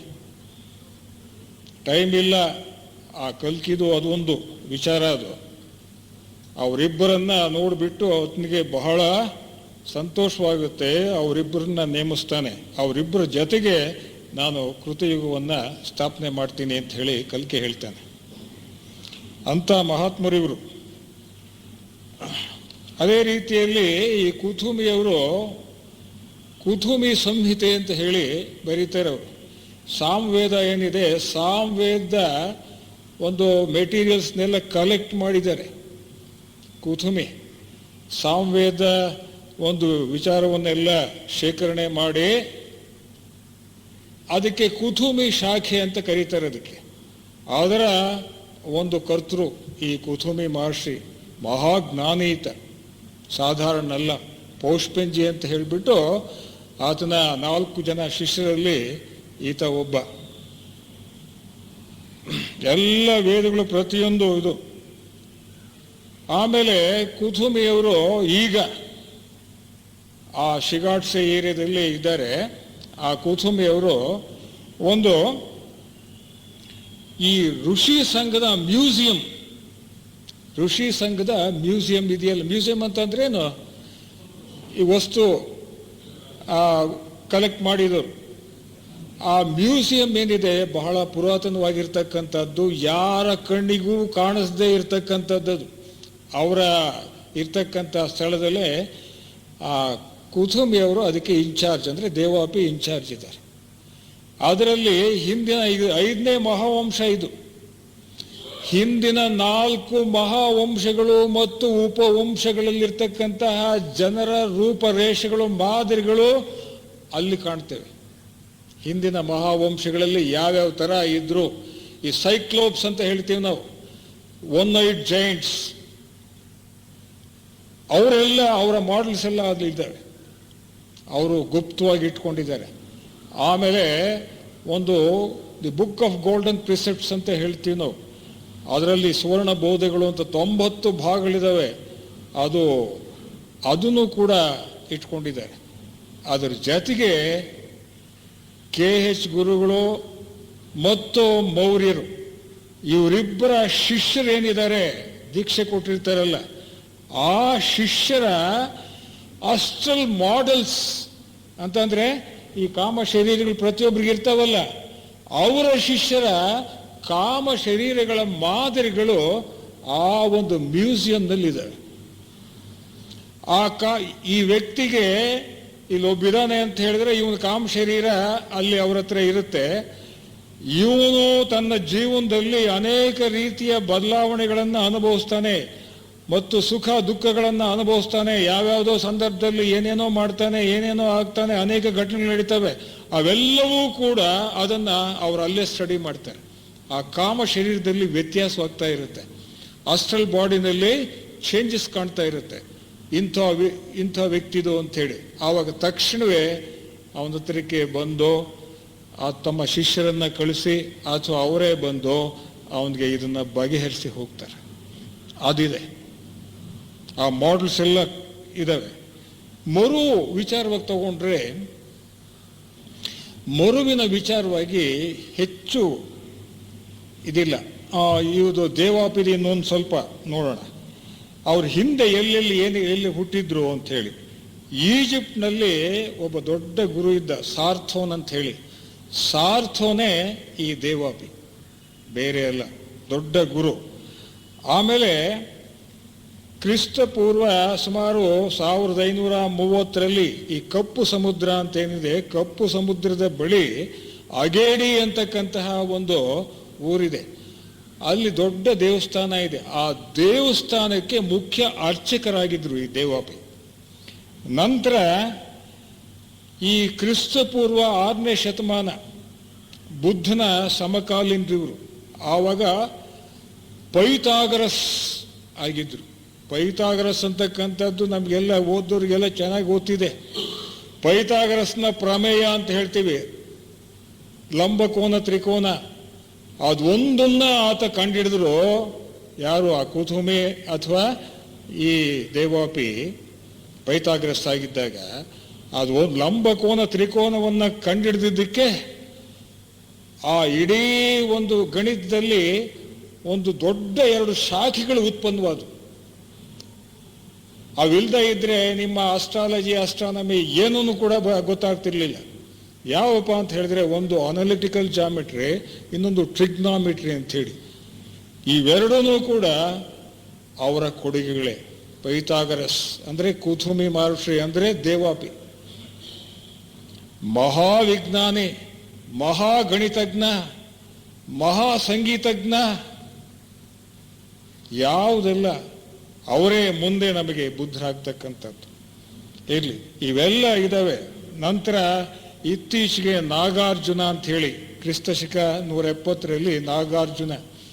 ಹೀನಾಯಾನ ಮಹಾಯಾನ ಬುದ್ಧಿಸಮ್ ಗೊತ್ತಿದೆ ನಮಗೆ. ಹೀನಾಯಾನ ಬುದ್ಧಿಸಮ್ ಮೊದಲಿಂದ ಬಂದಿರತಕ್ಕಂಥ. ಮಹಾಯಾನ ಬುದ್ಧಿಸಮ್ ಏನಿದೆ ಅದರದ್ದೇ ಹೆಚ್ಚಾಗಿ ನಮ್ಮ ಥಿಯಾಸಫಿಕಲ್ ಸೊಸೈಟಿಯಲ್ಲಿ ಜಾಸ್ತಿ ಚಲಾವಣೆ ಇರೋದು. ಆ ಮಹಾಯಾನ ಬುದ್ಧಿಸಮ್ಗೆ ಪ್ರವರ್ತಕರು ಯಾರು ಅಂತ ಹೇಳಿದ್ರೆ ಕುತುಂಬಿಯವರು, ಅಂದರೆ ದೇವಾಪಿ, ಅಂದರೆ ನಾಗಾರ್ಜುನ. ಇದೆಲ್ಲ ಥಿಯಾಸಫಿಕಲ್ ಸಿಸ್ಟಮ್ಮೇ ಅವರ ಒಂದು ಕೊಡುಗೆ ಇದು. ನಂತರ ಮರು ವಿಚಾರ ತಗೊಂಡ್ರೆ ಅವ್ರ ವಿಚಾರ ಸ್ವಲ್ಪ ಕಡಿಮೆ ಗೊತ್ತು. ಅವರು ಏನು ಮನುಷ್ಯ ಪ್ರಾಣಿಗಳೆಲ್ಲ ಚಂದ್ರಲೋಕದಿಂದ ಇಲ್ಲಿಗೆ ಬಂದವು. ಅವ್ರು ಚಂದ್ರಲೋಕದಲ್ಲೇ ಒಂದು ಗುಡ್ಡಗಾಡಿನ ಒಬ್ಬ ಯಜಮಾನ ಆಗಿದ್ದ, ಒಬ್ಬ ಮುಖಂಡನಾಗಿದ್ದ. ಯಾರು? ಮೌರ್ಯರು. ಅವ್ರ ಜೊತೆಗೆ ಈ ಗನಿಬೆಸೆಂಟು, ಲೆಡ್ ಬೀಟ್ರು, ಕೃಷ್ಣಮೂರ್ತಿ ಇವರೆಲ್ಲ ಕೋತಿಗಳಾಗಿದ್ರು. ಮತ್ತು ದೇವಾಪಿ ಅವರ ಹೆಂಡತಿ ಆಗಿದ್ರು, ಅಂದರೆ ಕುಸುಮಿಯವರು. ಅಲ್ಲಿಂದ ಇಲ್ಲಿಗೆ ಬಂದಿದ್ದಾರೆ. ಅವ್ರು ಯಾವಾಗಲೂ ಕೂಡ ಈ ಮೌರ್ಯರು ಒಬ್ಬ ಆಳ್ತಕ್ಕಂತಹ ರಾಜ ಅಥವಾ ಸೈನ್ಯಾಧಿಪತಿ ಆಗಿದ್ರು. ಎಂದೆಂದೂ ಕೂಡ ಅವರು ಈ ಆಳುವ ರೇಖೆ, ಅಂದರೆ ಫಸ್ಟ್ ರೇ ಏನಿದೆ, ಆ ಮೊದಲನೇ ರೇಖೆ, ಆಳುವ ರೇಖೆ, ಅದಕ್ಕೆ ಸೇರಿದು. ಕುತುಂಬಿಯವರು 2ನೇ ರೇಖೆ, ಅಂದರೆ ಜ್ಞಾನ ಬೋಧನೆಗೆ ಸೇರಿದು. ಯಾವಾಗಲೂ ಇವರು ಆಳುವ ಒಂದು ಸ್ವಭಾವ ಇವ್ರದ್ದು, ಮೌರ್ಯರದು. ಅವರ ಉದಾಹರಣೆಗೆ ನೋಡಿ, ಎಲ್ಲರೂ ನಾವು ಗಂಡಸಾಗಿ ಹುಡ್ತೀವಿ, ಹೆಂಗಸಾಗಿ ಹುಡ್ತೀವಿ ನಾವು ಎಲ್ಲ ಅನುಭವಗಳನ್ನು ಪಡೆಯೋದಕ್ಕೆ. ಮೌರ್ಯರು ಮಾತ್ರ ಬರೇ ಗಂಡಸಾಗಿ ಹುಟ್ಟಿದ್ರು, ಎಂದೆಂದೂ ಹೆಂಗಸಾಗಿ ಹುಟ್ಟಿರ್ಲಿಲ್ಲ. ಇವನ್ನೆಲ್ಲ ಹೆಂಗೆ ಪತ್ತೆ ಹಚ್ಚಿದ್ರು ಅಂತ ಹೇಳಿದ್ರೆ ಅವರ ಒಂದು ಮಹಿಮೆಯಿಂದ ನಮಗೆಲ್ಲ ಗೊತ್ತಾಯಿತು. ಅದೊಂದೇ ಅಲ್ಲ, ಅನಿಬೆಸೆಂಟು, ಲೆಡ್ ಬೀಟರು, ಜಿನ್ರಾಸ್ ದಾಸ್ ಇವರೆಲ್ಲರೂ ಕೂಡ ಚಂದ್ರಲೋಕದಲ್ಲಿ ಮನುಷ್ಯ ಹೇಗಿದ್ದ, ಯಾರ್ಯಾರು ಹೇಗಿದ್ರು ಅಂತಕ್ಕಂಥದ್ದು ಅಲ್ಲಿಂದ ಸಂಶೋಧನೆ ಮಾಡಿದ್ದಾರೆ, ಇಲ್ಲೇ ಭೂಮಿಗಳದಲ್ಲ. ಆ ಅನಿಬೆಸೆಂಟು, ಲೆಡ್ ಬೀಟ್ರಿಗೆ ಅವರೆಲ್ಲ ಬಂದು ವಿಚಾರ ತಿಳಿಸಿದ್ದು. ನಾವು ಹೀಗಾಗಿದ್ವಿ, ಈ ರೀತಿ ಇದ್ವಿ ಅಂತ ಹೇಳಿಬಿಟ್ಟು ಅವರಿಗೆ ಫ್ಲ್ಯಾಶ್ ಆಗಿದ್ದು. ಅವ್ರಿಗೆಲ್ಲ ಥರ್ಡ್ ಐ ಓಪನ್ ಆಗಿತ್ತಲ್ಲ, ಜ್ಞಾನ ನೇತ್ರ, ಇವೆಲ್ಲ ಕಾಣಿಸ್ತಾವ ಅವರಿಗೆ. ಆ ರೀತಿಯಾಗಿ ಈ ರಹಸ್ಯಗಳೆಲ್ಲ ಗೊತ್ತಾಗಿದ್ದಿದ್ದು. ಆಮೇಲೆ ಈ ಪರ್ಷಿಯಾದಲ್ಲಿ ಒಂದು ಸಂದರ್ಭದಲ್ಲಿ ಮೌರ್ಯರು ರಾಜರಾಗಿದ್ದರು, ರಾಜ. ಅವರ 2ನೇ ಮಗ ದೇವಾಪಿ, ಅಂದರೆ ಕುತುಮಿ ಮಹರ್ಷಿಗಳು. ಆವಾಗ ಝೊರಾಸ್ಟರ್ ಅಂತ ಹೇಳಿಬಿಟ್ಟು, ಬುದ್ಧರು ಝೊರಾಸ್ಟರ್ ಅಂತ ಹೇಳಿಬಿಟ್ಟು ಪರ್ಷಿಯಾ ಪರ್ಷಿಯನ್ ಒಂದು ಏನಿದೆ ಆ ರಿಲಿಜಿಯನ್ನು, ಅದಕ್ಕೆ ಸ್ಥಾಪಕ ಅದು ಝೊರಾಸ್ಟರ್. ಆ ಝೊರಾಸ್ಟರ್ ಬಂದು ಈ ರಾಜನ ಎರಡನೇ ಮಗ ದೇವಾಪಿಯ ದೇಹದಲ್ಲಿ ಬಂದ್ಬಿಟ್ಟು ಇಡೀ ಒಂದು ಇದನ್ನ ಬೋಧನೆ ಮಾಡ್ತಾರೆ. ಅಗ್ನಿ ಅಂತಕ್ಕಂಥದ್ದು ಈ ಜಗತ್ತಿನ ಆತ್ಮ, ಅದನ್ನ ಪೂಜಿಸಿ ಅಂತ ಹೇಳಿ ಆವಾಗ ಇದು ಮಾಡ್ತಾರೆ. ಆ ಬುದ್ಧರು ಕುತುಮಿಯವರ ಮುಖಾಂತರ ಬಂದು ಝೊರಾಸ್ಟರ್ ಆಗಿ ಇಡೀ ಪ್ರಪಂಚಕ್ಕೆ ಬೋಧನೆ ಮಾಡ್ತಾರೆ. ಆವಾಗ ಮೌರ್ಯರು ರಾಜನಾಗಿದ್ದರು, ದೇವಾಪಿಯ ತಂದೆಯಾಗಿದ್ದರು ಅವಾಗ. ನಂತರ ಈ ವಿಷ್ಣು ಪುರಾಣದಲ್ಲಿ ಮಹಾಪದ್ಮ ಮತ್ತು ಅವನ ಮಗ 100 ವರ್ಷ ರಾಜ್ಯವಾಳ್ತಾರೆ. ಅದಾದ ನಂತರ ನಂದ ಅನ್ನೋನು ಬರ್ತಾನೆ. ಅವನ ಮಕ್ಕಳೇನಿದ್ದಾರೆ 9 ಜನ ಮಕ್ಕಳು, ಅವರು ಕೂಡ ರಾಜ್ಯವಾಳ್ತಾರೆ. ಆ ಮಧ್ಯದಲ್ಲಿ ಅವರ ಒಂದು ಭ್ರಷ್ಟಾಚಾರದಿಂದ ಚಾಣಕ್ಯ ಏನು ಮಾಡ್ತಾನೆ, ಆ ಚಾಣಕ್ಯ ಅಂತಕ್ಕಂಥವನು ಈ ಚಂದ್ರಗುಪ್ತ ಮೌರ್ಯ ಅಂತ ಹೇಳ್ತೀವಲ್ಲ, ಆ ಚಂದ್ರಗುಪ್ತ ಮೌರ್ಯನನ್ನ ತನ್ನ ಶಿಷ್ಯನನ್ನ ತಂದು ಅವ್ರನ್ನೆಲ್ಲ ಸೋಲಿಸ್ಬಿಟ್ಟು ರಾಜನನ್ನಾಗಿ ಮಾಡ್ತಾರೆ. ಚಂದ್ರಗುಪ್ತ ಮೌರ್ಯ ಕೇಳಿದಿರಲ್ಲ, ಆ ಚಂದ್ರಗುಪ್ತ ಮೌರ್ಯನೇ ಮಹರ್ಷಿ ಮೌರ್ಯರು. ಅಂಥ ಒಬ್ಬ ಆಡಳಿತಗಾರ ಸಿಗೋದು ಕಷ್ಟ. ಅಕ್ಬರು ಇವರೆಲ್ಲ, ಆಮೇಲೆ ಇನ್ನ ಕೆಲವರು ಇದ್ದಾರೆ, ಹೀಗೆ ಇದೆ. ಆಮೇಲೆ ಮಹಾಭಾರತ ಯುದ್ಧ ಸಂದರ್ಭದಲ್ಲಿ ಆ ಕಾಶ್ಮೀರದ ಒಬ್ಬ ರಾಜನ ಹತ್ರ ಸೇನಾಧಿಪತಿ ಆಗಿದ್ರು ಈ ಮೌರ್ಯರು. ಆವಾಗ ಅವನ ಹೆಸರು ದಶರಥ ಅಂತ ಹೇಳಿಬಿಟ್ಟು ಮಹಾಭಾರತ ಯುದ್ಧ ಸಮಯದಲ್ಲಿ ದಿಟ್ಟತನದಿಂದ ಹೋರಾಡಿದರು. ಅವರು ಮೌರ್ಯರೇ. ಮಾರ್ಕಾಂಡೇಯ ಪುರಾಣದಲ್ಲಿ ದೇವಿ ಮಹಾತ್ಮೆ ಅಂತ ಹೇಳ್ತೀವಲ್ಲ, ಅದರಲ್ಲಿ ಬರುತ್ತೆ. ಮಾರ್ಕಾಂಡೇಯ ಪುರಾಣದಲ್ಲಿ ಮೌರ್ಯರು ರಾಜ ಸುರತನಾಗಿದ್ದ, ಸುರತ ಅಂತಕ್ಕಂಥ ರಾಜನಾಗಿದ್ದ. ಅವನು ಶತ್ರುಗಳಿಗೆ ವಶನಾಗಿ ಅವನ್ನ ಎಲ್ಲ ಓಡಿಸ್ಬಿಡ್ತಾರೆ.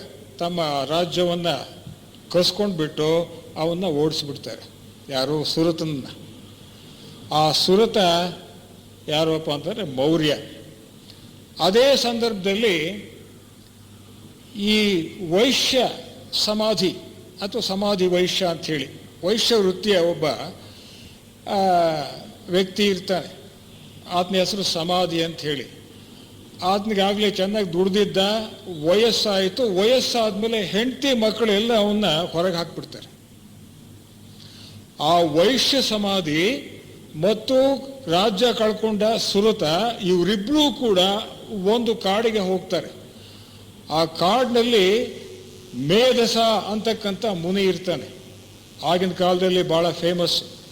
ಆ ಮೇಧಸಕ್ಕೆ ಹೋಗ್ಬಿಟ್ಟು ಹಿಂಗೆಲ್ಲ ಕಳ್ಕೊಂಡ್ಬಿಟ್ಟಿದ್ದೀವಿ ಸ್ವಾಮಿ, ನಮಗೆ ಪುನಃ ರಾಜ್ಯ ಬರಬೇಕು ಅಂತ ಒಬ್ಬರು ಕೇಳಿದ್ರೆ, ನನಗೆ ಮನೆಗೆ ಹೋಗ್ಬೇಕು ಅಂತ ಅನ್ಸೋಲ್ಲ, ನನಗೆ ಮುಕ್ತಿ ಬೇಕು ಸ್ವಾಮಿ ಅಂತ ಇನ್ನೊಬ್ರು ಯಾರು ದೇವಾಪಿ ಕೇಳ್ತಾರೆ.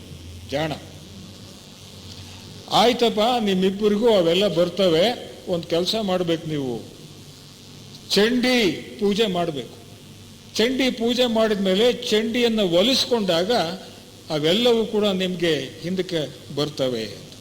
ಆಯಿತು ಅಂತ ಹೇಳಿ ಚಂಡಿ ಪೂಜೆಯನ್ನು ಮಾಡ್ತಾರೆ ಮಾಡ್ತಾರೆ ಮಾಡ್ತಾರೆ 3 ವರ್ಷಗಳ ಕಾಲ ಮಾಡ್ತಾರೆ. 3 years ಮಾಡಿದ ಮೇಲೆ ಚಂಡಿ ಒಲಿತಾಳೆ. ರಾಜ ಸುರತನಿಗೆ, ನೀನು ಹೋಗು, ನಿನಗೆ ರಾಜ್ಯ ಪುನಃ ದಕ್ಕುತ್ತೆ. ಮತ್ತು ರಾಜ್ಯ ದಕ್ಕೋದೊಂದೇ ಅಲ್ಲ, ಮುಂದಿನ 8ನೇ ಮನು ಆಗ್ತೀಯಾ, 8ನೇ ಮನು ಆಗ್ತೀಯಾ ಅಂತ ಹೇಳಿ ಆ ರಾಜ ಸುರತನಿಗೆ, ಅಂದರೆ ಮೌರ್ಯರಿಗೆ ಹೇಳ್ತಾಳೆ. ಯಾರು? ದೇವಿ. ದೇವಿ ಮಹಾತ್ಮೆಯಲ್ಲಿ ಬರ್ತದೆ ಇದು.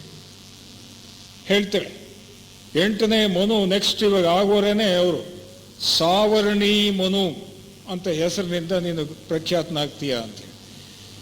ದೇವಾಪಿ ಅಥವಾ ಈ ವೈಶ್ಯ ಸಮಾಧಿ ಏನಿರ್ತಾನೆ, ನನಗೆ ಆತ್ಮಜ್ಞಾನ ಬೇಕು ಅಂತ ಕೇಳಿದ್ನಲ್ಲಿ, ನಿನಗೆ ಆತ್ಮಜ್ಞಾನ ಲಭ್ಯವಾಗುತ್ತೆ, ನಿನಗೆ ಮುಕ್ತಿ ಸಿಗುತ್ತೆ, ಮುಂದೆ ನೀನು ಬುದ್ಧನಾಗ್ತೀಯಾ ಅಂತ ಹೇಳಿ ವರ ಕೊಟ್ಟು ಕಳಿಸ್ತಾಳೆ. ಯಾರು? ದೇವಿ. ಈ ರೀತಿಯಾಗಿ ಈ ಇಬ್ಬರು ಮಹಾತ್ಮರು ಏನಿದ್ದಾರೆ, ಥಿಯಾಸಫಿಕಲ್ ಸೊಸೈಟಿಯ ಅಂತರಂಗ ಸ್ಥಾಪಕರಾಗಿರ್ತಕ್ಕಂಥವರು, ಇವರ ಮಹಿಮೆ ಇಂಥದ್ದು. ಇವರು ಈಗ ಕುಥುಂಬಿ ಮಹರ್ಷಿ ಮತ್ತು ಮೌರ್ಯರಾಗಿದ್ದಾರೆ, ದೇವಾಪಿ ಮತ್ತು ಮರು. ಅಂಥವರನ್ನ ನಾವು ಸ್ಮರಣೆ ಮಾಡಬೇಕು ಮತ್ತು ಅವರಿಂದಲೇ ನಾವು ಇಂತಹ ಒಂದು ಜ್ಞಾನದ ದೀವಿಗೆಯನ್ನು ಅದು ನಮಗೆ ಕರುಣಿಸಿದ್ದಾರೆ, ಅವರಿಗೆ ಕೃತಜ್ಞತೆಯನ್ನು ಸಲ್ಲಿಸಬೇಕು ಅಂತ ಹೇಳಿಬಿಟ್ಟು ಈ ದೇವಾಪಿ ಮರು ಅಥವಾ ಕುಥುಂಬಿ ಮತ್ತು ಈ ಮೌರ್ಯ ಮಹರ್ಷಿಗಳ ವಿಚಾರವನ್ನು ಇಂದು ಇಟ್ಕೊಂಡಿದ್ದಾಯಿತು.